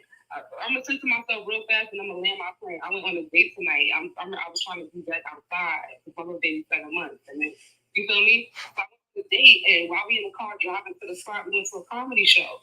And so he's telling me he just died of a 4-year relationship, and I'm like, well, why didn't it work out? And he was like, oh, because she wanted to be married. And I don't want to be married. And I'm like, at what point did y'all discuss that? And he was like, oh, she always said that. So you knew that she didn't want to be married, and you still got with this. You know she wanted to be married. You still got with this woman, knowing you ain't have no intention of marrying her. And then I told him straight up, I was like, so now I'm gonna tell you right now, my goal is to get married. I'm lying like a motherfucker, right? But I'm like, I'm telling you right now, my goal is to get married. So you still want to pursue this date? And he's like, yeah, well, I don't see why not. And this is my thing. Now, if I was to look at you like you was a sucker ass dude, because you know you don't want the same thing, you about to play in my face, you gonna be on TikTok crying on live talking about how I played in your face. Because I used you for all your bread. After you showed me you ain't had no good intentions for me. And this is what, and then he's saying, oh, why should we get married? That's just a contract. Nigga, you're leasing the car. You got a contract with the white man. You pay a phone bill. You got a contract with them people. I can't get a contract. So after I done put all this time and effort into you 10 years down the line when you kick the bucket, because you have a stroke or some shit, I got to fight with the people to get the property. I got to fight with your mother and your sister and them for everything that I work hard for with you. So you want to tie me up and put me in a bond because you don't want a contract with me, but you got a contract with Maxima, with the Ford people. You got a contract with T-Mobile. I land my plane. I just want to make. Yes, I think Black men need therapy. Because I believe statistically, Black women or women in general go to therapy more than men. Everyone needs therapy, but not to be an asshole. I don't think that.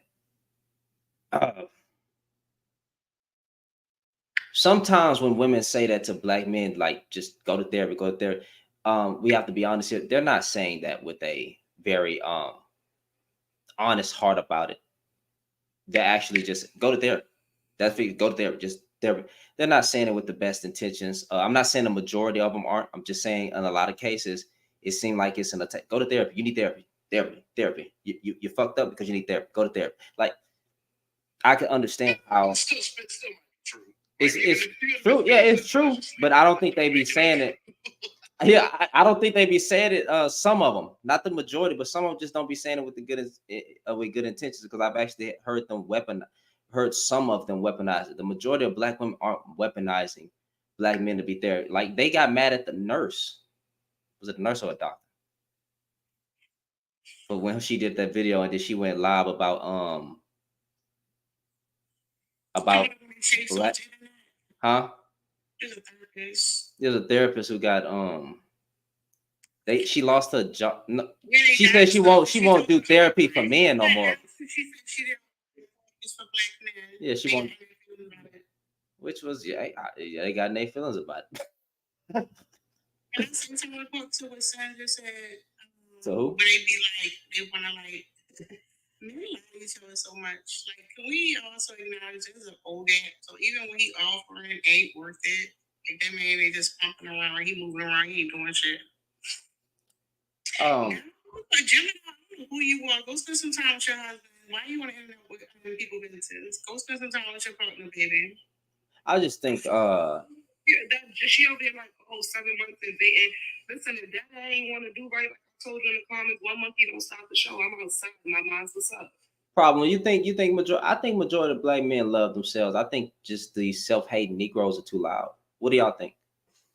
The majority. Not, I can't say because I think that's why I said. So like, I'll tell a quick.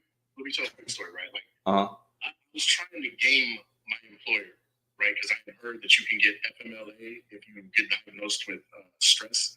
So that was why I started seeing a therapist. To be honest, I was trying to get diagnosed with stress so I could take my. Wait. I'm sorry. Wait.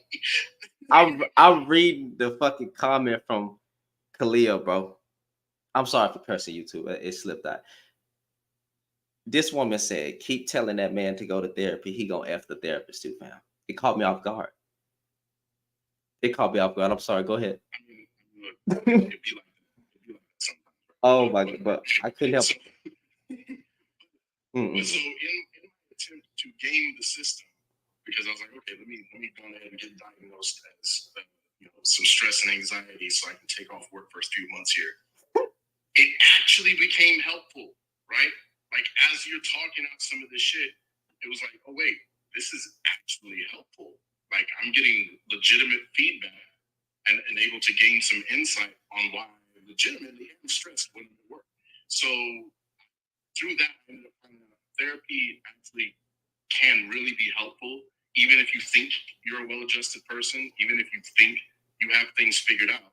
Having a professional who is objective and can help you reflect on your own blind spots is extremely helpful, right? So even though I found out in a strange way because I was trying to run game, it ended up ultimately benefiting me. Boy, say he was trying to run game with a therapist. Oh, look. 6 months paid leave. Crazy irony, but also like, why did that man can come online and want to censor themselves? Like, don't actually want to go to therapy because, like, literally, that's what you do in therapy. You get to censor yourself. It's inconsistent. It's crazy. I love therapy. Like, I don't understand therapy, but I'm glad you. Because of the stigma. It's because of the stigma, right? Like we have. This is not exclusive to men. I think obviously black women have sought out more so than men. But you remember when Meta World Peace changed his name, he was an advocate for people seeking help in mental health areas, right? Because in the black community, there's a very, very nasty stigma that if you are seeing someone, you're crazy or you're mentally unstable and things like that. So I think in the black community, there's generally just a stigma that goes along with seeing a psychiatrist, a therapist, or whatever have you. I think black men are the last bastion to hold on to that, right? We're clinging to that stigma that if we see a therapist, that we're somehow weak or whatever. So I think that's part of why we're so resistant to that. Yeah, so black men, because like aren't allowed and traditionally like the patriarchy is, end up being hypermasculated. So I agree with you, but also like there's a lot of men in different demographics who are feasible or therapy, and it's damaging because then it's like men turn to women for emotional support and everything. But even that becomes a woman's problem. So it's just crazy how like all men issues end up being our problem. Especially when you talk about accountability. Like we listen, we need to stop being us women need to stop being accountable for anything because goddamn, we gotta do every fucking thing. Women out here raising children on their own and still men find a way to blame women for that too. It's crazy. Wait, hold on. What you said? Women should stop being accountable for your argument. Yeah, I wouldn't frame it. No, what I'm saying is I'm done with myself accountable. We hold accountable for everything. That shit is conditioned since we fucking little girl. I don't think you should always hold yourself accountable. But the question was framed towards what. What you said.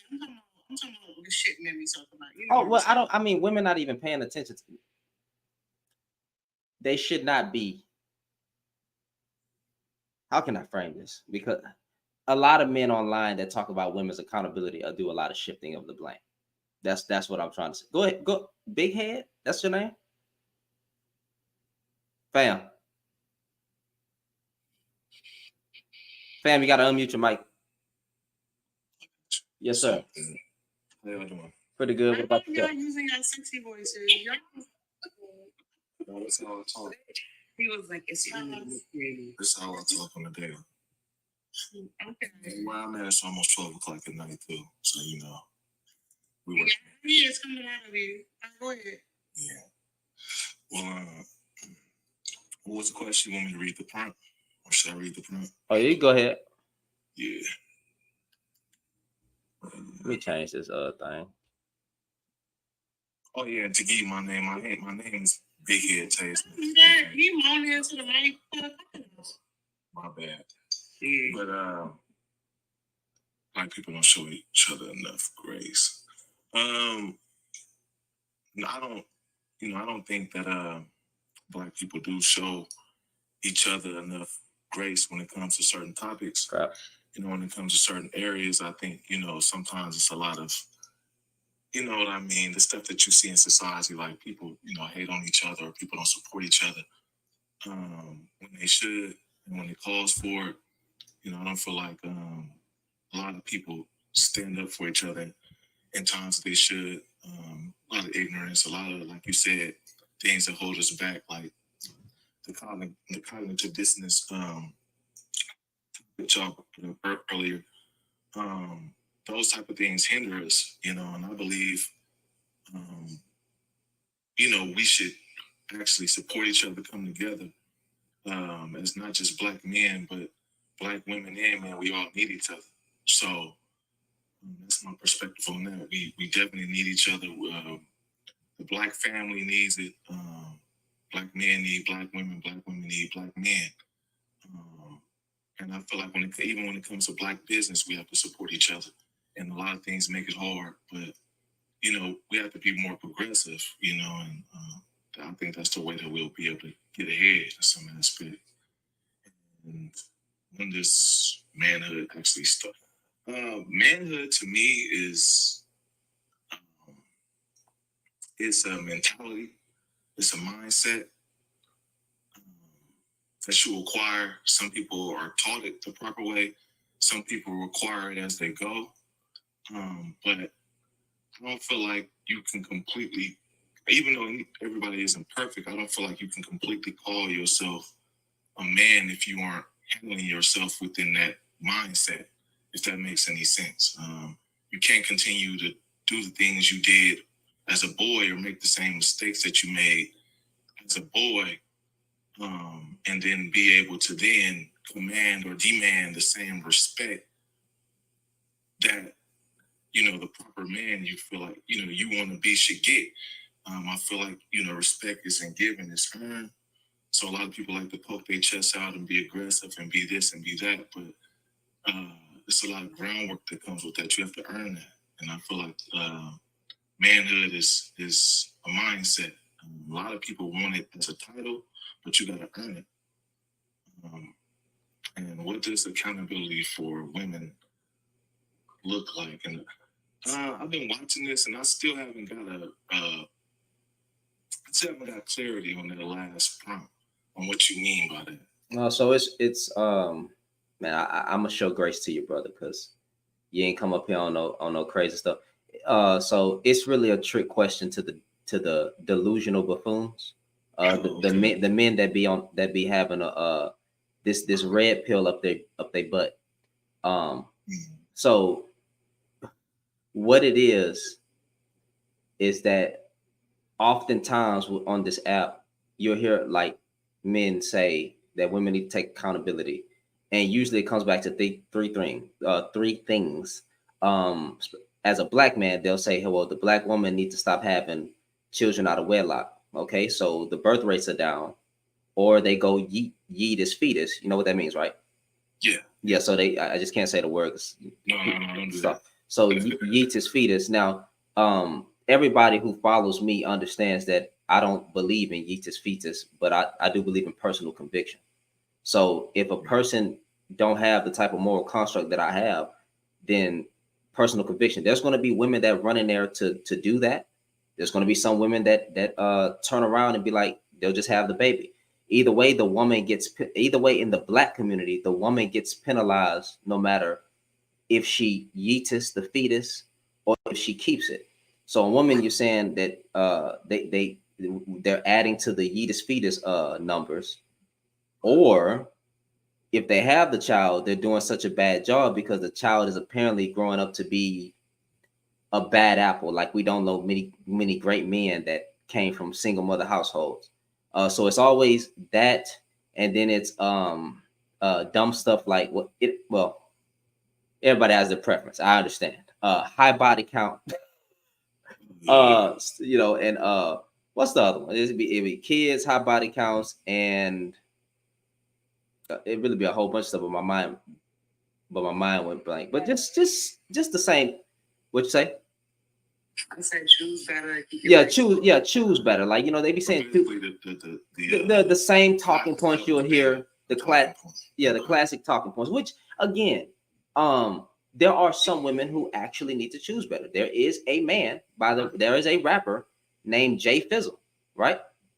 The dude literally came out and said that he want 50 kids. He got 26 baby mamas, and not only that, they all took a picture with him, right?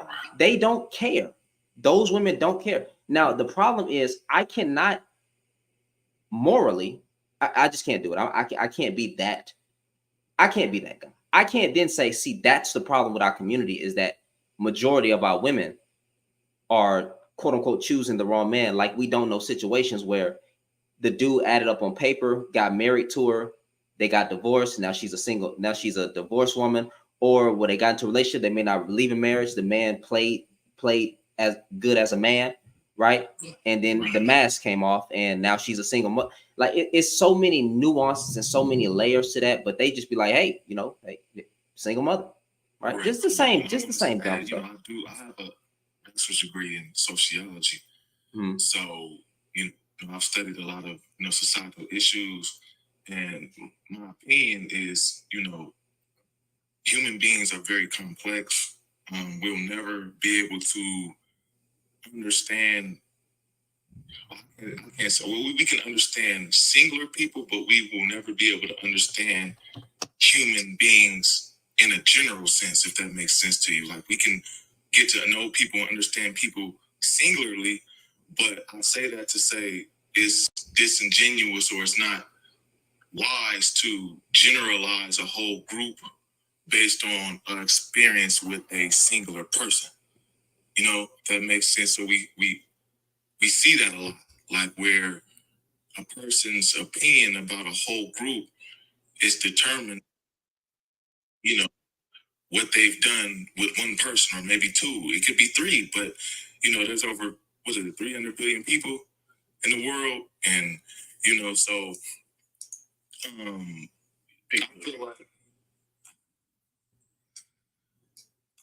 I feel like it's a lot of work we all could do. You know what I mean? When it comes to accountability, I don't want to just place accountability on one group, on one gender. You know, I feel like again, it goes back to what I said before about us all needing each other and building with each other, and you know, learning, listening, and teaching. You know, so I do want to say I've been on this live for a while, and I like, you know, the topics, and I like, you know, the talking points. I like that, you know, you're here educating, and you have a panel of, you know, a couple educated people here, and that creates a space where you know there's actually intelligent minds speaking and trying to give examples that actually work, rather than people just up here arguing and disagreeing, and you know the toxic stuff that you see on some of these lives where the conversation isn't pushed forward into something that actually will work. You know what I mean? Because after we get off our phones, what work is being put in after that? Or, you know, did you actually go research some of the definitions or some of the terms that were used in that, you know, space that you were just in? Or did you do any self-reflecting? You know what I mean? Or did it hit you in any type of way productive? So I do want to thank you, you know, for being one of those people who create, you know, lives like this where people do have intelligent conversations. I appreciate it, but I really appreciate it. To the women, I saw your comments. Obviously, you don't need a man for breath, air, survival. I understand what he meant by that. And I know some of y'all got mad at the word need. But coming from me, I understand that you don't need a man. So for the love of God, please let him make it. Thank you, man. You know, let him make it. Right, it's in the title. Let's show some grace. Yeah, let's show some grace. God damn, show some. As human beings, no matter what, we do all need each other. We didn't get where we got today by ourselves. Yeah, but it doesn't matter what nobody here got to where they got today by themselves. Somebody had to lay down and have you. You were conceived by a human being. You come from human beings. We are social creatures. We were created to be social. We were created to, like you spoke biblically about Adam and Eve, right, earlier. I brought up one point. Yes, I did. Yeah, you did. But in that point, God gave Adam a companion, right? Because he was alone, or you know, whatever the case may be. And I don't want to make it a man or woman thing. I just, you know, if it makes it simpler for people, a human thing. But we're all in this together. As far as a communal basis and for the survival of a species, you're gonna have to establish community. I understand that. But when we're talking about a relationship level, and because of the way the world is now, I understand when they say that they don't need a man. That's fine. I would hope, you know. Well, actually, I don't have to hope, because if they want to be single, they have their right. They have their right as well. Exactly, and I acknowledge that as well. I didn't want to come off. I know, you know. You good. You good. I just gotta wrong to nobody or offend nobody. That's not. No. You good. It's just. I understand that. As a woman's choice or a man's or whoever to want or not want or need or not whatever they want. You know what I mean? I'm not, you know, my opinion is not, you know what I mean, fact or, you know, I'm not generalizing anybody. when I say that, but from a spiritual standpoint and just from a realistic standpoint, you know, to get somewhere, you need like you said, you need community. You need people. You're gonna need somebody one day in your life. It could be your mom, your dad, whoever. You know. But I think the issue is you looking at the silver lining or the bright side of it without considering the nuance, right? So right now, Black women who live in a Black community, the rate that Black men are unaliving us, we don't need that. You know what I'm saying? So when you saying it's not people just attacking you because, you know, you feel that way. But as it stands in 2024, no, we don't need men. And it's not, you don't need men. We don't need toxic men. We don't need harmful. Exactly. We don't need it. Exactly. You know what I'm saying? So when you say we need each other, I think, you know, people are more so just pointing out the fact that no, we need to be better so that we can be useful to one another in ways that are not harmful to exactly. men. Not to cut you off. That's the point out that nobody's trying to be a booty hole to you. It's just like, you know. No, Sin was trying to be a booty hole, man. Don't believe her, bro. She's a snake. If I make that point, okay, you know, but I acknowledge that. You And that's one of the things I was trying to you are a safe man, so I'm not even going to follow up on that because Anyway, Big Head say, you too be very careful about that Bible rhetoric stuff either, because when they talk about God making Eve for Adam, ain't no woman from the beginning of time ever came from no man. Okay. I'm not. No, it's it's okay. It's okay. It's okay. It's okay. It's okay. I understand. Two women. Don't forget about Lilith. She was the first woman. I don't even know if that like that. I don't even know nothing about that. It's okay. It's okay. That's what I'm saying. You gotta be real careful. Because if you really want to talk about Christianity, it's a lot of things. I just be wondering. No, you good, bro. But I'm just gonna end it with this. I just be wondering, like, can you actually put limits on what a God could do? No, you can't. No. But when that because technically I can't walk on water. I can't come back 3 days later. But apparently some people was here to actually say that they saw these events. But I'm not trying to go down the Bible route because Yeah, I know. Because you really do. You really be on that. I really be on that word. But you really have to hold true to your faith, right? Because we're not just talking about miracles. I believe in certain things, but what I do know is that women were intentionally left out of the Bible so that we couldn't have any power in ourselves.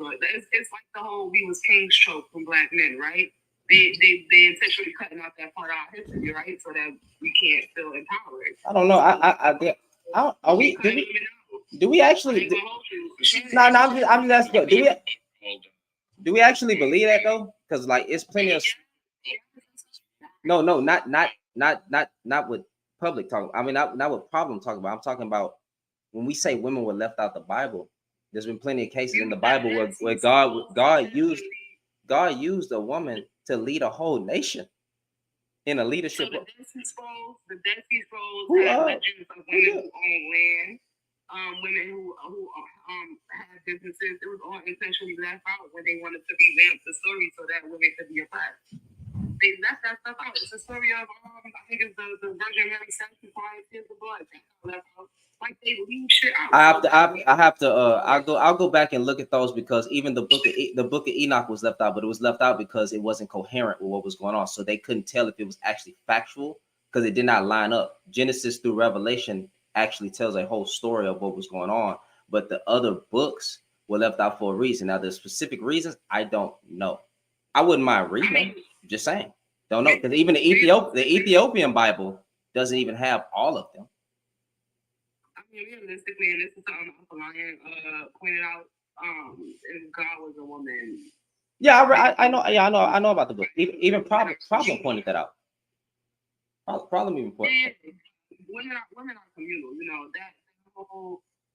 Listen, the Bible is created by a white man. That's so weird to me because for it to be created by white men, the show did have a lot of African roots. The whole region. There's a difference between where these original texts were found and created versus the way that the community, the palm-colored people, curated and fit it together to form a narrative, right? So I think that's the difference. That yes, something could have been written Africans and people of color and whatnot in that region at that time, but like you were saying, how there's these different books that are left out. She was talking about how they kind of change certain figures for the purpose of keeping women oppressed. They take these things and reconstruct it in a way that builds a narrative that serves their purposes, and that's been one of the big tools of the oppressors for hundreds of years at this point. So, but then why leave in some of it? Saying it was created by the woman doesn't necessarily mean it was written by blonde-haired, blue-eyed dude in the cave. It just means that they took that story and that collection of books and shaped it in a way that fit the colonizing that they wanted to take. I just don't understand because he used Miriam. They left in powerful women, because when I don't. When people say Deborah, we got Miriam, we got Deborah, huh? But then also like the one key thing that I would always bring up. You didn't even change God's color. I'm sorry.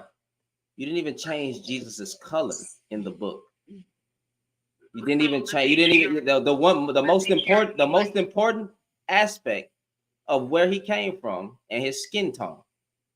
You didn't even take it out. You left it in. No.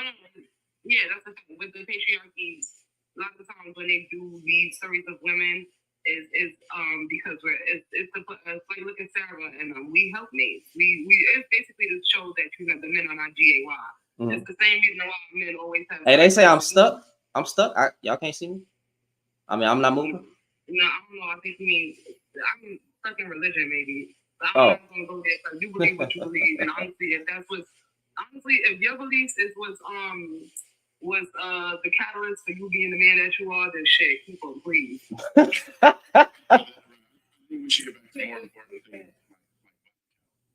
Oh, this man. Oh, body count, bro. I just listen. I'm just saying, if you ever slept with a virgin, or some people had like a 2 or 3 body count, that's be the absolute worst sexual experience I've ever had in my life. I need to be a slut. You looking kind of good at number 304. How you doing? No, I'm playing. I'm joking. Inbox is wide open. Slide. Following you for that. Man. I'm playing. But, yeah, that's a more important conversation.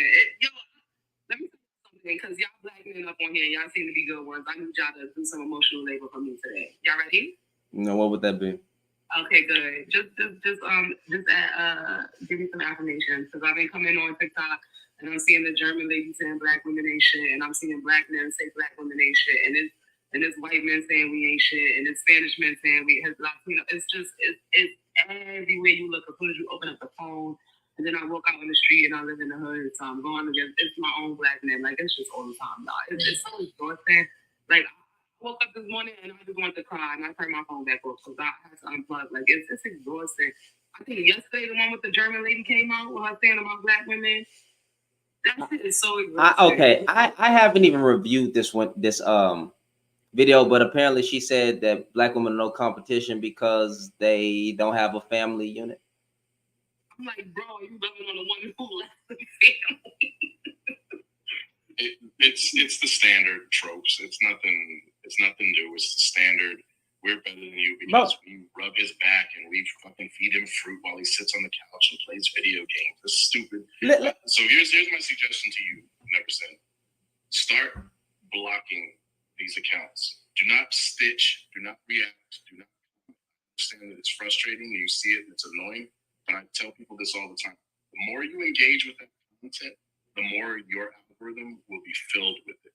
Right? So as tempting as it is, do not argue with those men. As tempting as it is, do not comment on those dumbass videos. Right? As tempting as it is, the less you interact with it in any way, shape, or form, the less it will come across your feed. And so that's the only thing I can say to try to help remedy those things you're encountering, at least on this app. I understand that real life is a whole different beast, but on this app, block all that shit. Like, I'm gonna tell you, ain't nobody do me dirtier than the dude that got his feet scrubbed and so his beard oiled and his back scratched, and I done choked on the shit until my eyes watered and shit. Like you feel me? I'm just he's sitting up here making it seem like black men don't get catered to. Like, yo, realistically, outside of the BDSM community, I'm extremely submissive to my partner and partner I. So the shit is mad weird when they act like black women aren't submissive or like we don't know how to be. Like, if nobody has taught to then be more catering to a person, it's going to be a black woman. And it's not just the physical, it's the mental, it's the emotional. Like, we are literally raised from birth to always constantly be thinking about how our actions and our emotions affect others, and then how we can suppress those feelings so that we can make space for others. And the shit is so exhausting when everything that we are as a culture, as women, is erased. In a few words. Has any? Well, I can't. I'm gonna just ask a general question. Has there been any men to come out and defend? Be like, what the heck are you talking? Has there been any? Because I haven't. I don't know. I just found out about it. One, I was waiting on public. I'm not putting nothing on him because I don't even know if you saw it yet or what. I didn't see. I haven't you. seen. And it's not even so much waiting on y'all. It's just the men, the good men. And every time I come up on these panels, your panel, public panel, all the other panels, or when I'm coming in to y'all live and I see men like Javon and I see men like Problematic, y'all ain't gotta follow me back, but just know I'll be following y'all because we need y'all. Like, I don't want to say we need y'all, but you know, you need men to check other men. We know what you're saying. Y'all doing the work that needs to be done. So understand when we talking community and we talking about gender roles and shit like that, which I don't even believe in. But if we gonna hold y'all to roles, these is it. You know what I'm saying? So like so the German woman doesn't know anything about systemic racism issues that we face, and then you're blaming the woman for not having a family dynamic. You know what? Remember not to go back to it. Remember Jesus said, if the world hates you, they hated me first. Seems like, what did Cat Williams say?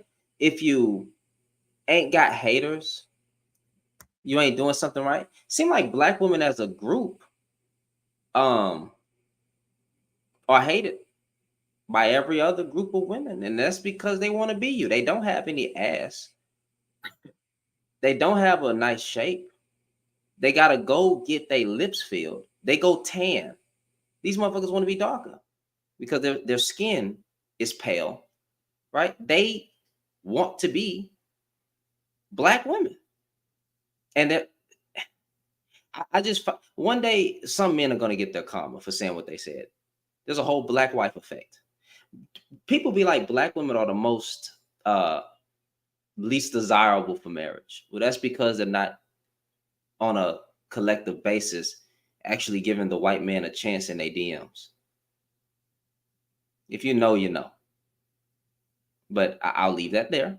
Can I respond to Kalia real quick? Because she said that, black women don't have good discernment. Women in general, I don't think have good discernment in their early dating years, right? And that's because, let's be real about this. Most men, the men that are successful with women, a lot of the time, we're very deceptive. We know how to run game. We sell women a drink. And that's what I don't like when men pretend they don't do this, right? So it's not that these women don't have good discernment. It's that men put up the mask long enough to get what they want. And then they change it up. Right? What's the problem with it? I'm sorry. What's the problem with what you said? Being false and what's the problem with keeping them false? You got to be trolling. That's the question. Keep it a stack. Me, I don't have a problem being alone. So what's the problem in keeping up the mask when you don't want to deal with a certain individual? You just want one thing. Well, then just tell. Okay, so okay, so wait, Paul. Let me handle this. I just, have you ever just told? Has a woman ever just looked at you and said that she want to sit on your face? Multiple times, and that woman tell me. Have you ever? Okay, now I got the next question. Have you ever told a woman, "I just want to F you" after the club, and that's what happens? Yes, and it did not happen. Yeah, for me it did. So some women are down DTF. Why not just tell them the truth? Why are you playing this game? Don't act like a boyfriend when you're not a boyfriend. Don't act like a husband when you're not one. Just say, hey, you want this one thing, get the one thing. So when you got to lie or manipulate to get a woman out her drawers, you really don't have as much game as you thought you did. You really ain't that guy. That's what you think. What if you just a nobody outside? So you're an incel? So somebody that come outside because everybody else is on some bullshit. But if you don't come outside, how you getting the women? I don't come outside for the simple fact. How you getting the women? I don't come outside for the simple fact because I'm a nut ass dude, and a lot of dudes out here be on some sucker shit and they be acting like bitches. No, hold on. Wait, the language. We on his farm. That's fine. I just no. I just, you say you're you said you're a nut. You said you're a nut a dude. Yeah, because you got dudes out here that be jealous and they move like women. You got dudes out here that really move like women, and they be jealous. this is my thing with a lot of dudes. These dudes don't understand it just be their turn. It really be their turn. You think you got something locked down, but you really don't. It's somebody like me, myself, that's better than you, digging stick better than you, and it's gonna lay that pipe down on your girl better than you. Fam, I don't think that you're actually a threat to most men. I don't, because a lot of dudes say that. But go ahead. If you can lay that pipe down on his girl better than him, why do you have to lie to that girl? Oh, sometimes like it's just tonight. I didn't even have to lie. I had my boy so insecure tonight. His girls was on shit with me tonight, and I had a little shorty he put me on to tonight. I promise you, it's like they know. Women know her aura. Like they know the aura. They know what time it is. Like I'm that guy. I'm gonna keep that shit a stat. I'm that guy. Like respectfully, I'm that guy. No, you're not. I really just don't believe half the niggas you say that guy, because when y'all wives, I would love to be one-on-one with you, and I promise with me, if me and you don't shake a room when you walk in, fam. Shakes a room. No, you don't. I promise you don't, bro. You proved you a snake. You proved you a snake. You said you're getting it in with your homeboy's girlfriend. You just said you really in cahoots with your homeboy's girl. He offer. Why y'all with this man? He offer your. You said you want 10, sir. You did a yerk on. Hey, hold on, Paulo. Go ahead, bro. No, you're not. You trolling, bro.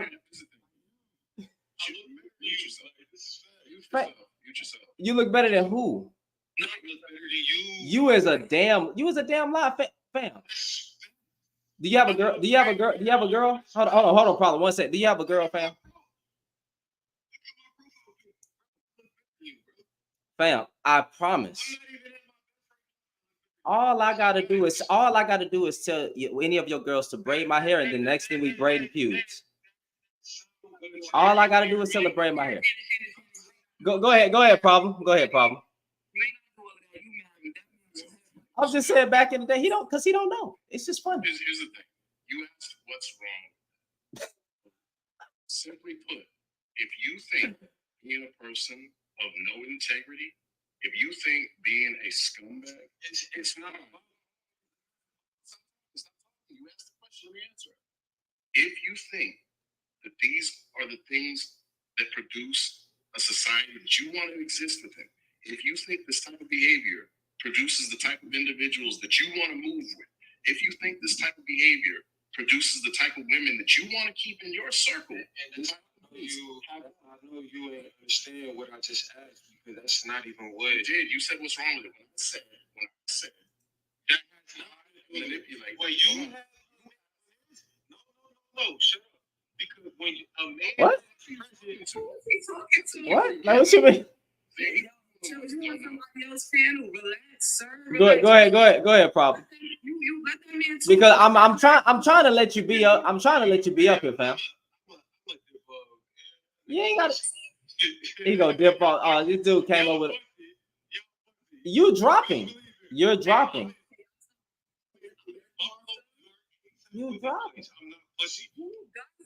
That boy just said his address online, fam. Bro, you do know you just said your address online, fam. So if you want to find me, you know where exactly where, and you know I ain't hiding. You just said that shit on YouTube. You just said that shit on YouTube. Ain't nobody gonna hurt you. Ain't nobody gonna hurt you. You just said that shit on YouTube, fam. That nigga really just said. I'll play it back. I'll play it back.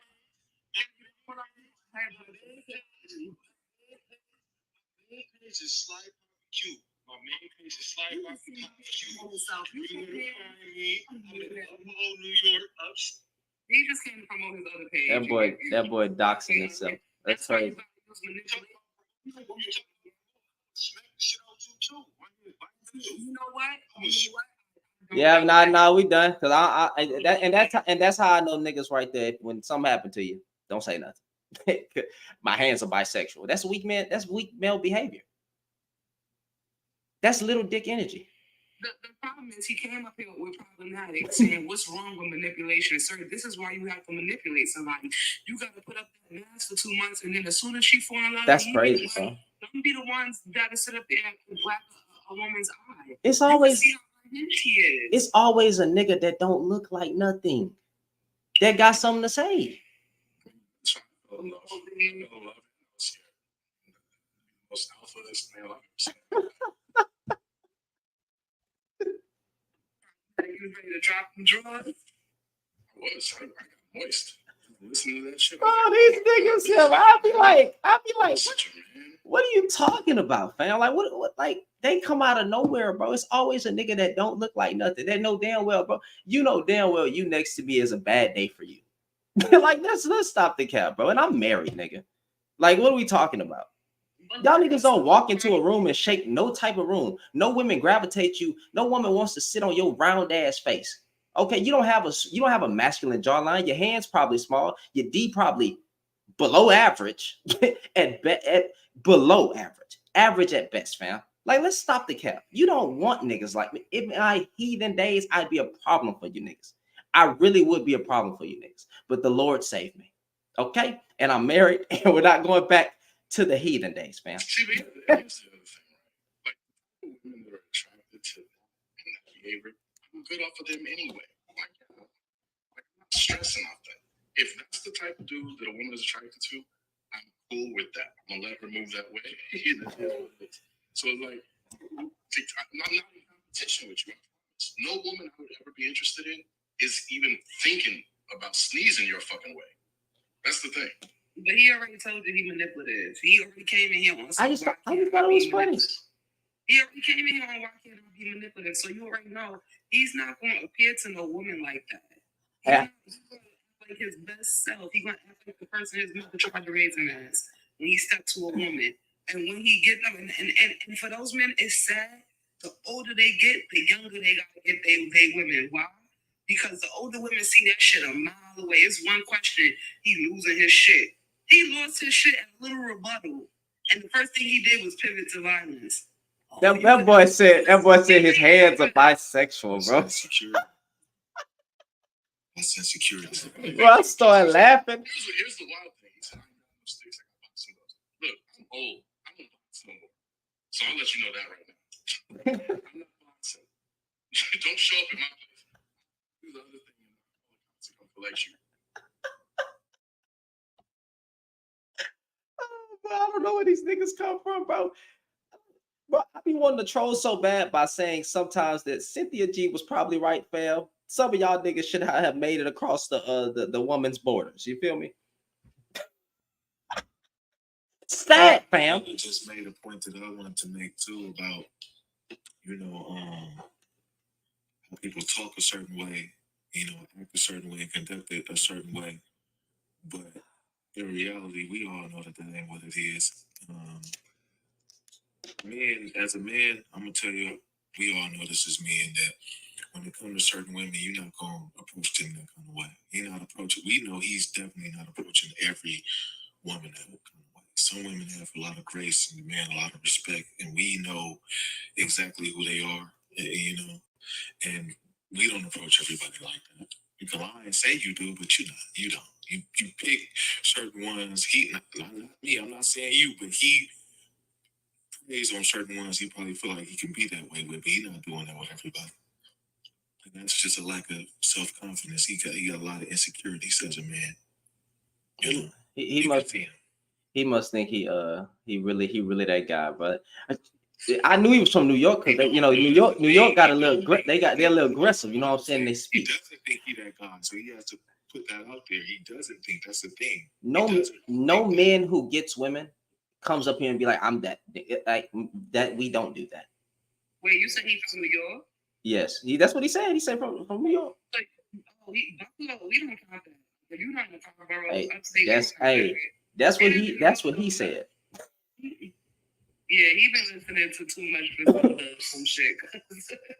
Ain't no way. But you see what I'm talking about? This is what we go through walking down the streets. These are so. Remember the twin sister that was on the live and after coming from the liquor store because she didn't give on the drink store because she didn't give through her Instagram. Mm-hmm. That was New York. This is absolutely pathetic, bro. China Gray says a dusty Tyrone. Oh, you just can't make the stuff up. That one dude left. I had accepted him and everything, but that's funny. But yeah, this is nonsense, man. These boy. Anyway, I really don't have nothing else to talk about. I'm up here chilling. What? You know what? I should be held accountable for that. The prompt does say black people don't show enough grace to each other. You know what? Man, fuck that nigga.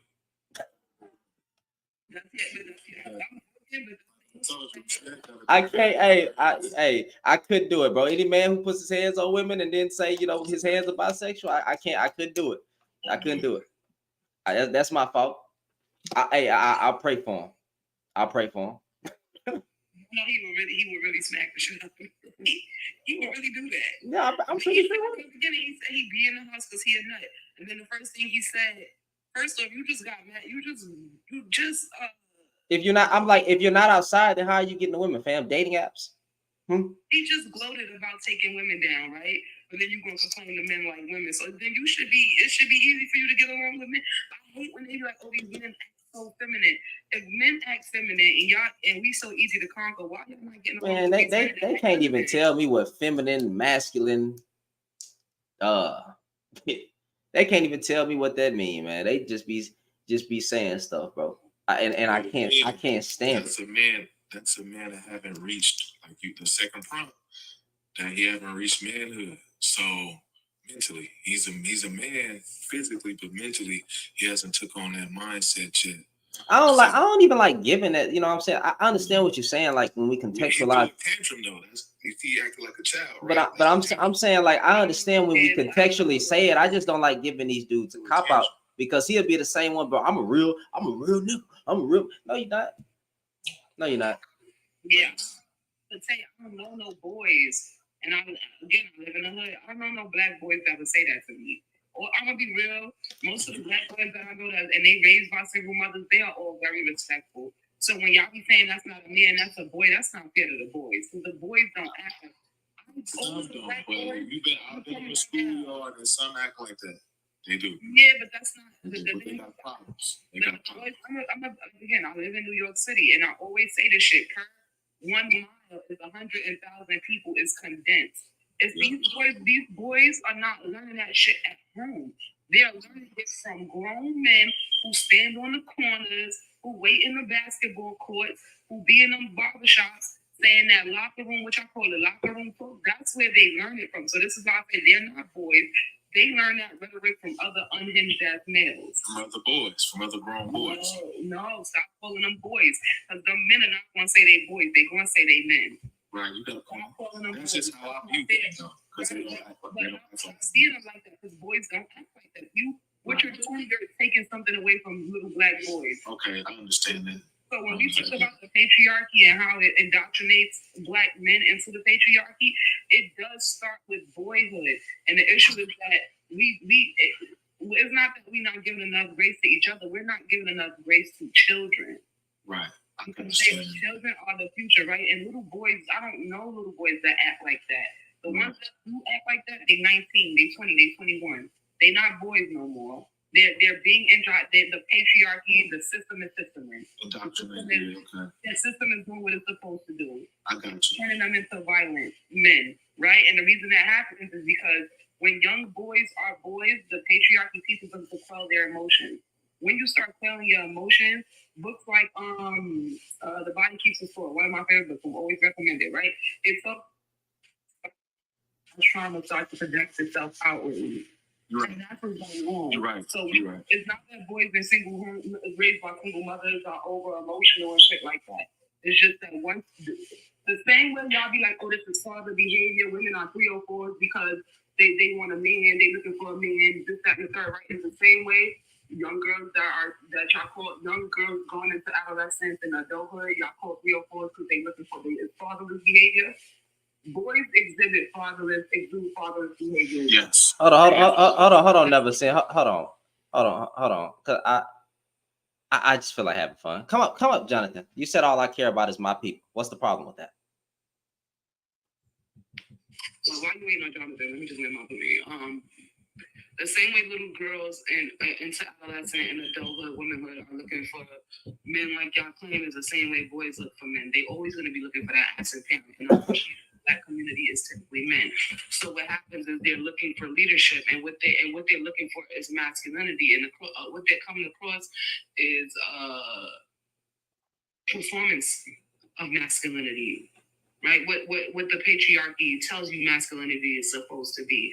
So again, we're not going to keep saying those is boys, those is not men, those is boys. No, those is unhinged ass men. Let's hold men accountable. So Jonathan, you still ain't came up, brother. You said all I care about is black people.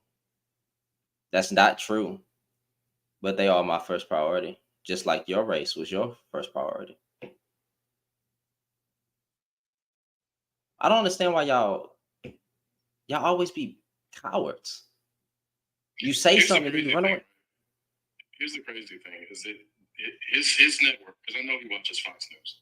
Fox News is the first one to be like, why are they doing this? They should worry about fixing things in their community.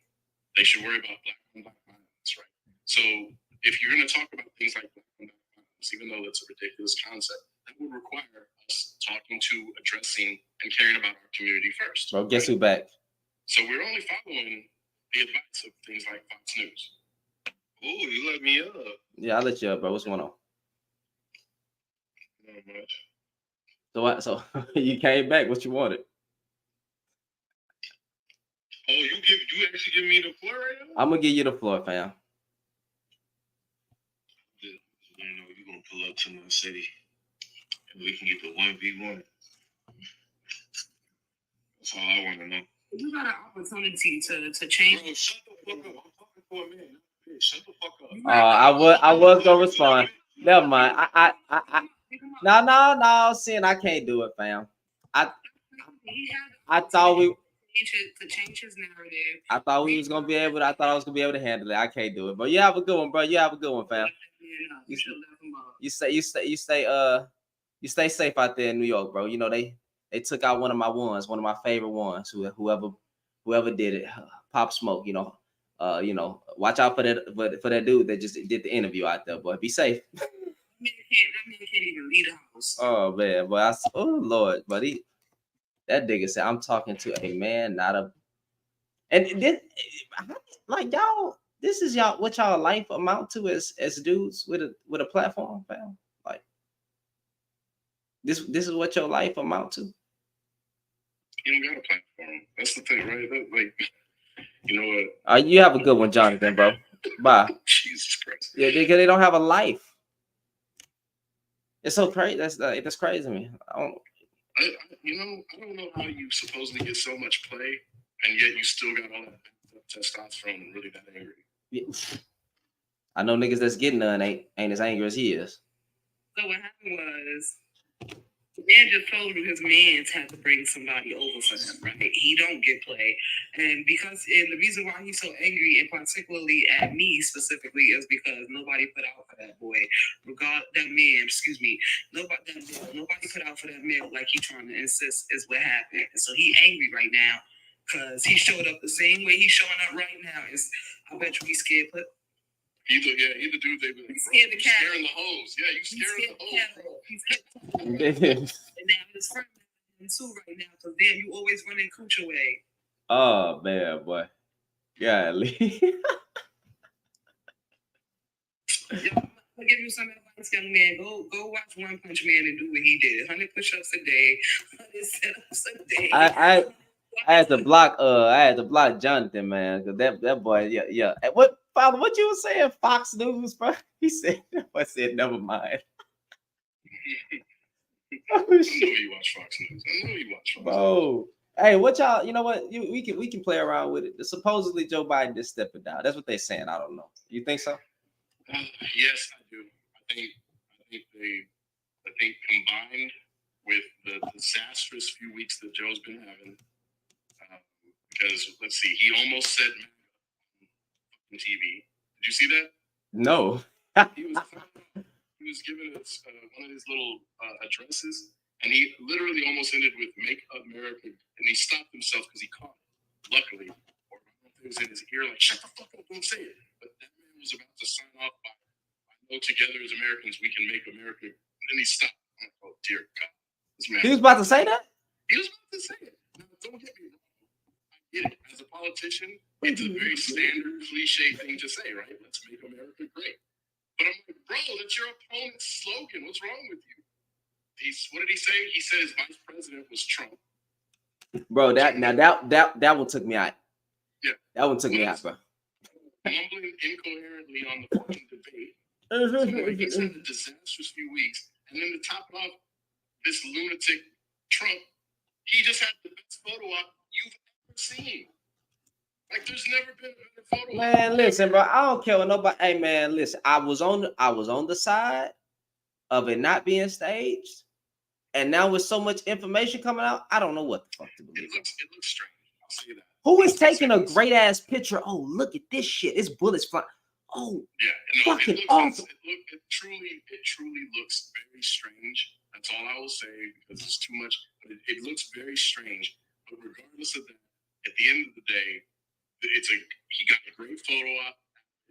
He survived, supposedly, whatever. No matter which way you cut it, this is insanely great for his optics going forward. So I'm like, yeah, he's got it in the bag if they don't change. And honestly, there's very few candidates that are going to be able to put forward this late in the game that might be able to go ahead and tip it back in the other direction. Who they got that could beat Trump over there? Newsom. Javon and Big Tay, it's been nice. I gotta drop. Okay. I'm never coming back to this shit. I done got called a BITCH and told I was gonna get slapped. So I'm so sorry. Them nigga was trash, bro. That nigga was trash. I want you to know that you're beautiful. You can keep doing what you're doing out there. Trying to stay away from all this toxicity if you can. You know, when you got time to yourself, decompress from all of these things that you see, because we get a lot of bad stimulation from our phones, from the stuff we see every day, just from the stress of just being, human and just going through life out here. So if you can find time to decompress and just, just keep positive energy like you do. I know you're a beautiful, wonderful person. Everything gonna be okay. Like, don't listen to none of this foolishness. You're beautiful. You got it. Thank you guys. I would definitely let you put your tongue in my butt. Good night, y'all. Good night. Yeah. I'm finna get yeeted. I'm finna get yeeted. No. I'm talking about on YouTube. Oh shit. No, I'm just playing. That wasn't me that said I'll be alright. I think Newsom is probably the best chance they have. Because for a couple basic reasons, right? These aren't even great reasons. Let's just be real about this. After Obama, this country needs a cishet white man to be in charge. They just do. The optics of it. They can't handle anything else.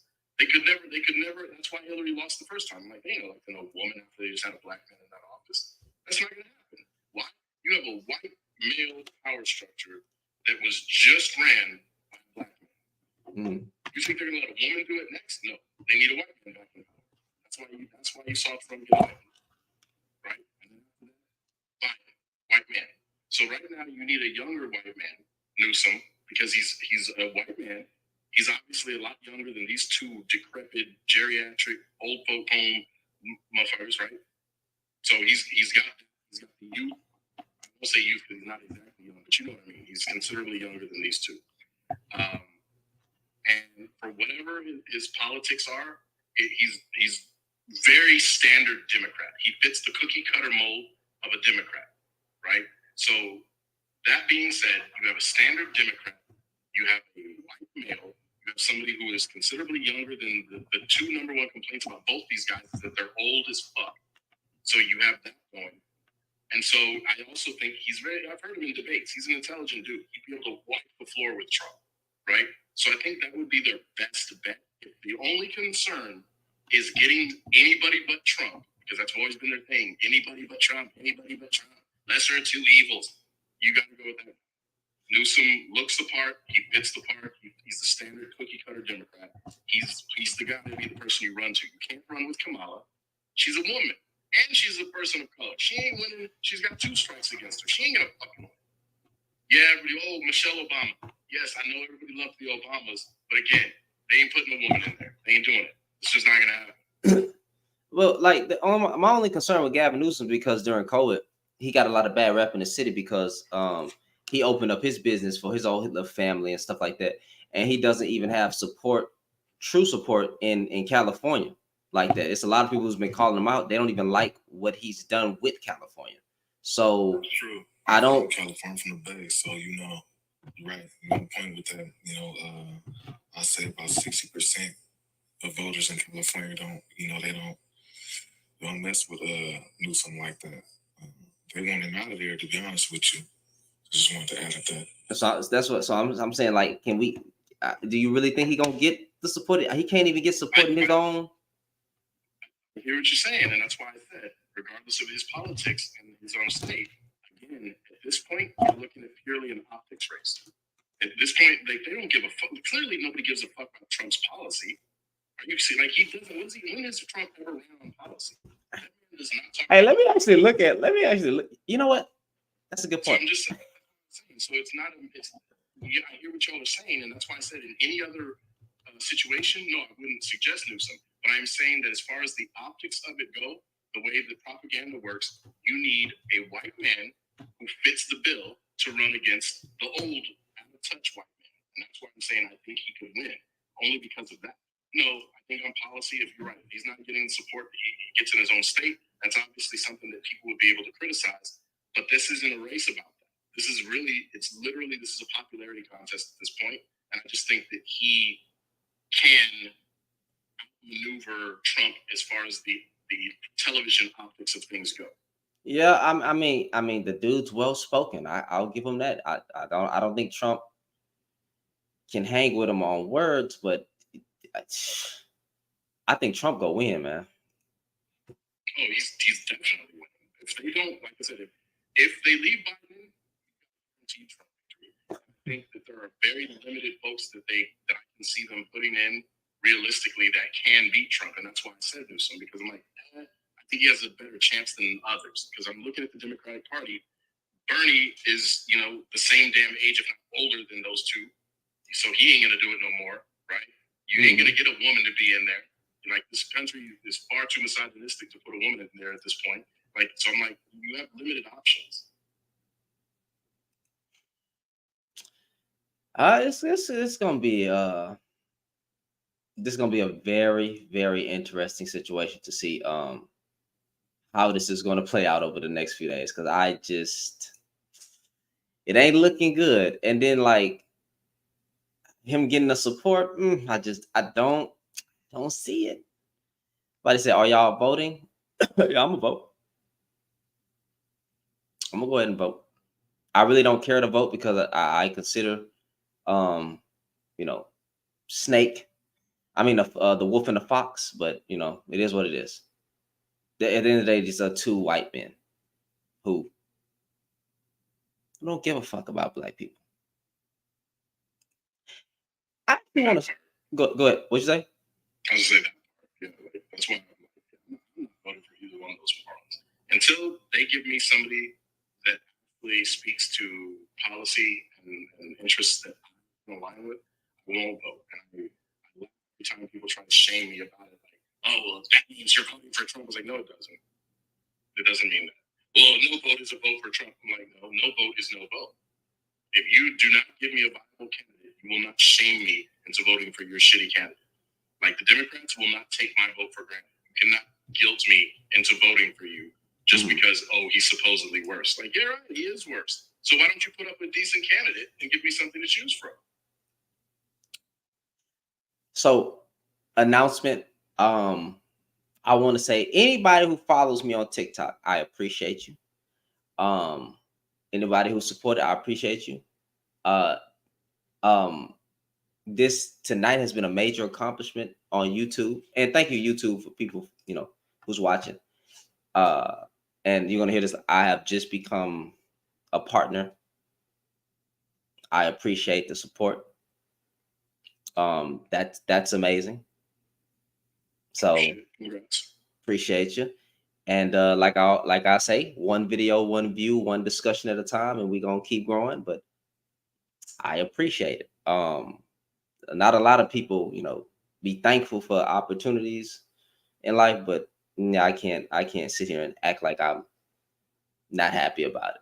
So I appreciate it. If you don't follow me on YouTube, please do.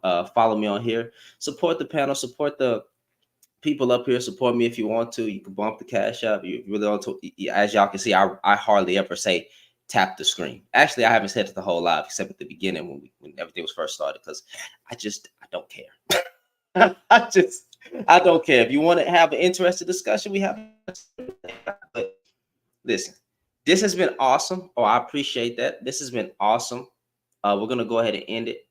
For the non-Christians in the building, this is your chance to leave, because I always pray over my lives. And forgive me for my cussing. I'm trying to do better. I said I'm going on a different route, but I do pray over my lives. And before I pray and end it, I wanted to see if there was any last words from. Is Javon? Are you still here? I promise y'all that man sleep. Love him anyway. Guarantee he's asleep. Yeah. Go ahead, Paul. You got any last words? Just thanks for having me up. Good discussion.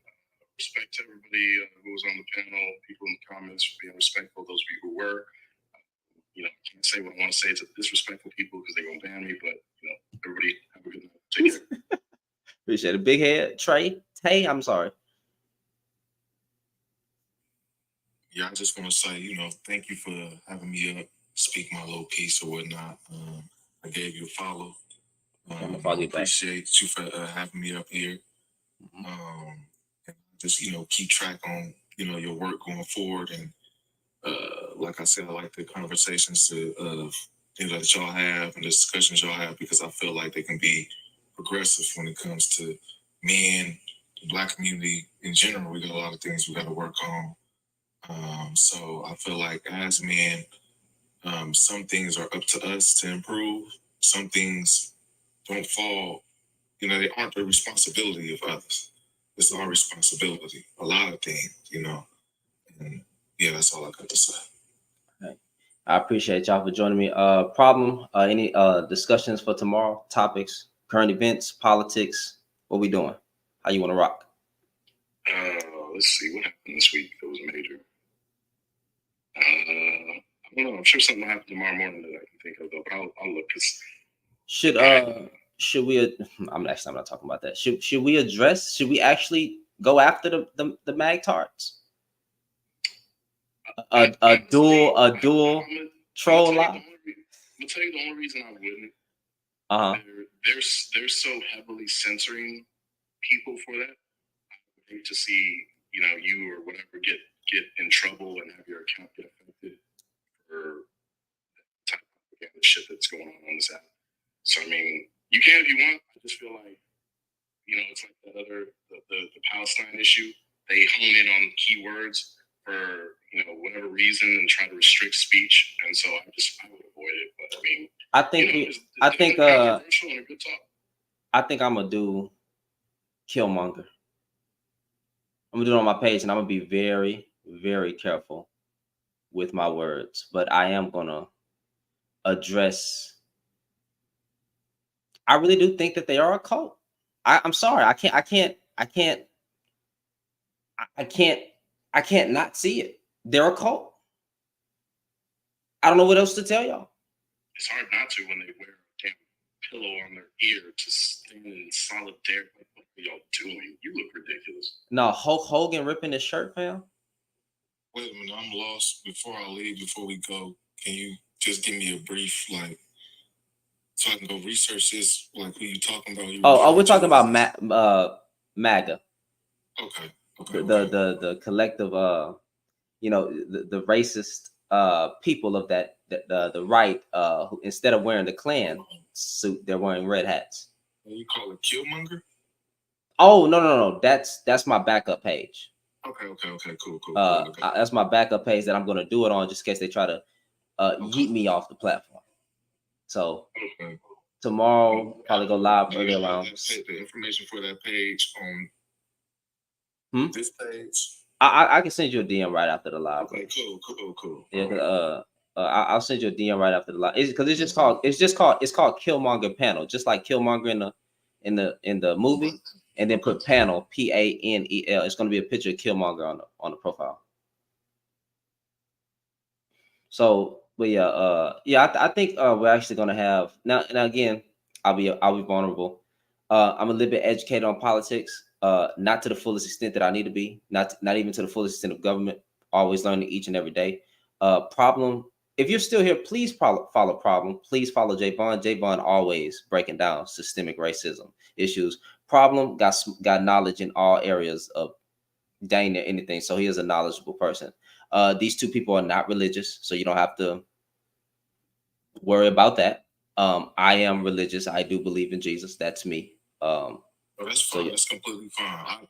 I am religious, but I keep that to me because you know how people are sensitive. I keep that. Oh no, I don't push that on other people. You believe whatever you want, but I know what I believe. You know I don't keep it to myself. I'm very bold about the gospel, but I'm just letting y'all know it for those who's not religious here. You don't.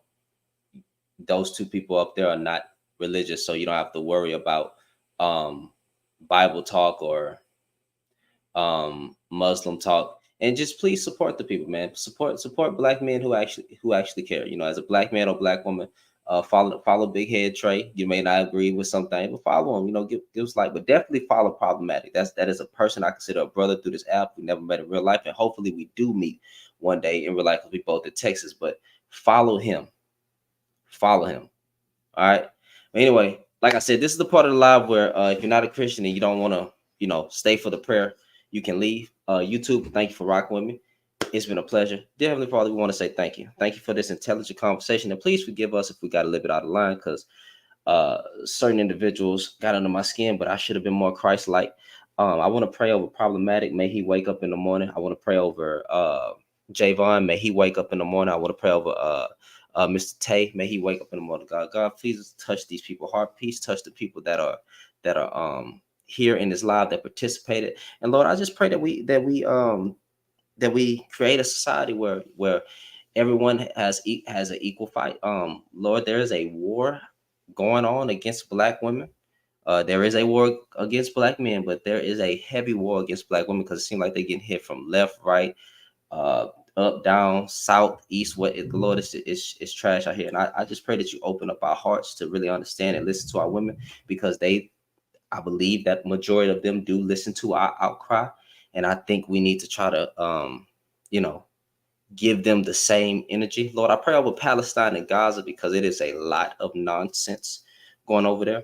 And Father God, as I end this prayer, no matter who's president, whether it be Trump, whether it be Biden or whoever the Democrats decide to put as a new presidency, a new candidate or president, Lord, you're in control. I pray that you touch more people's heart and let them know that you are in control. There's nothing new under the sun. You already know the events, and that we continue to go throughout our lives, no matter who's president. God, we're gonna take everything one day at a time. We're gonna get through that 4 years, just like we got through every other 4 years. And Lord, Project 2025 has been a major issue for a lot of people. We can't tell if it's propaganda or some super right extremists, but God, there does seem to be a push of certain types of religious rhetoric that does not fully represent you and who you are. trying to force you down people's throat instead of living like you, so that people will come to you, because there's supposed to be a light in Christians that draw people towards them, and that they be a better reflection of you, that make them want to come to you, God. But now they're just trying to force religion down people, your word down people's throat, and that's why more people reject you, because they're ruining their words. But of course, Father, I pray that in this life, y'all, that y'all think about the conversation being had, that you unpack the misogyny, patriarchy, uh, that you unpack that's in your heart. May you seek out therapy, may you seek out love. May you, if you're looking for a spouse, may you be granted sometime in the near future.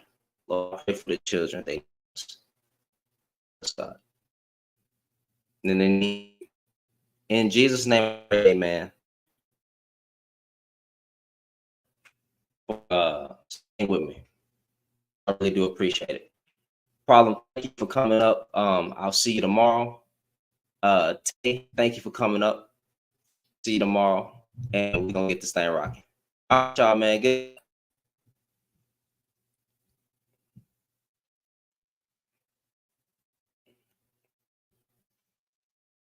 Woo. All right, y'all, man.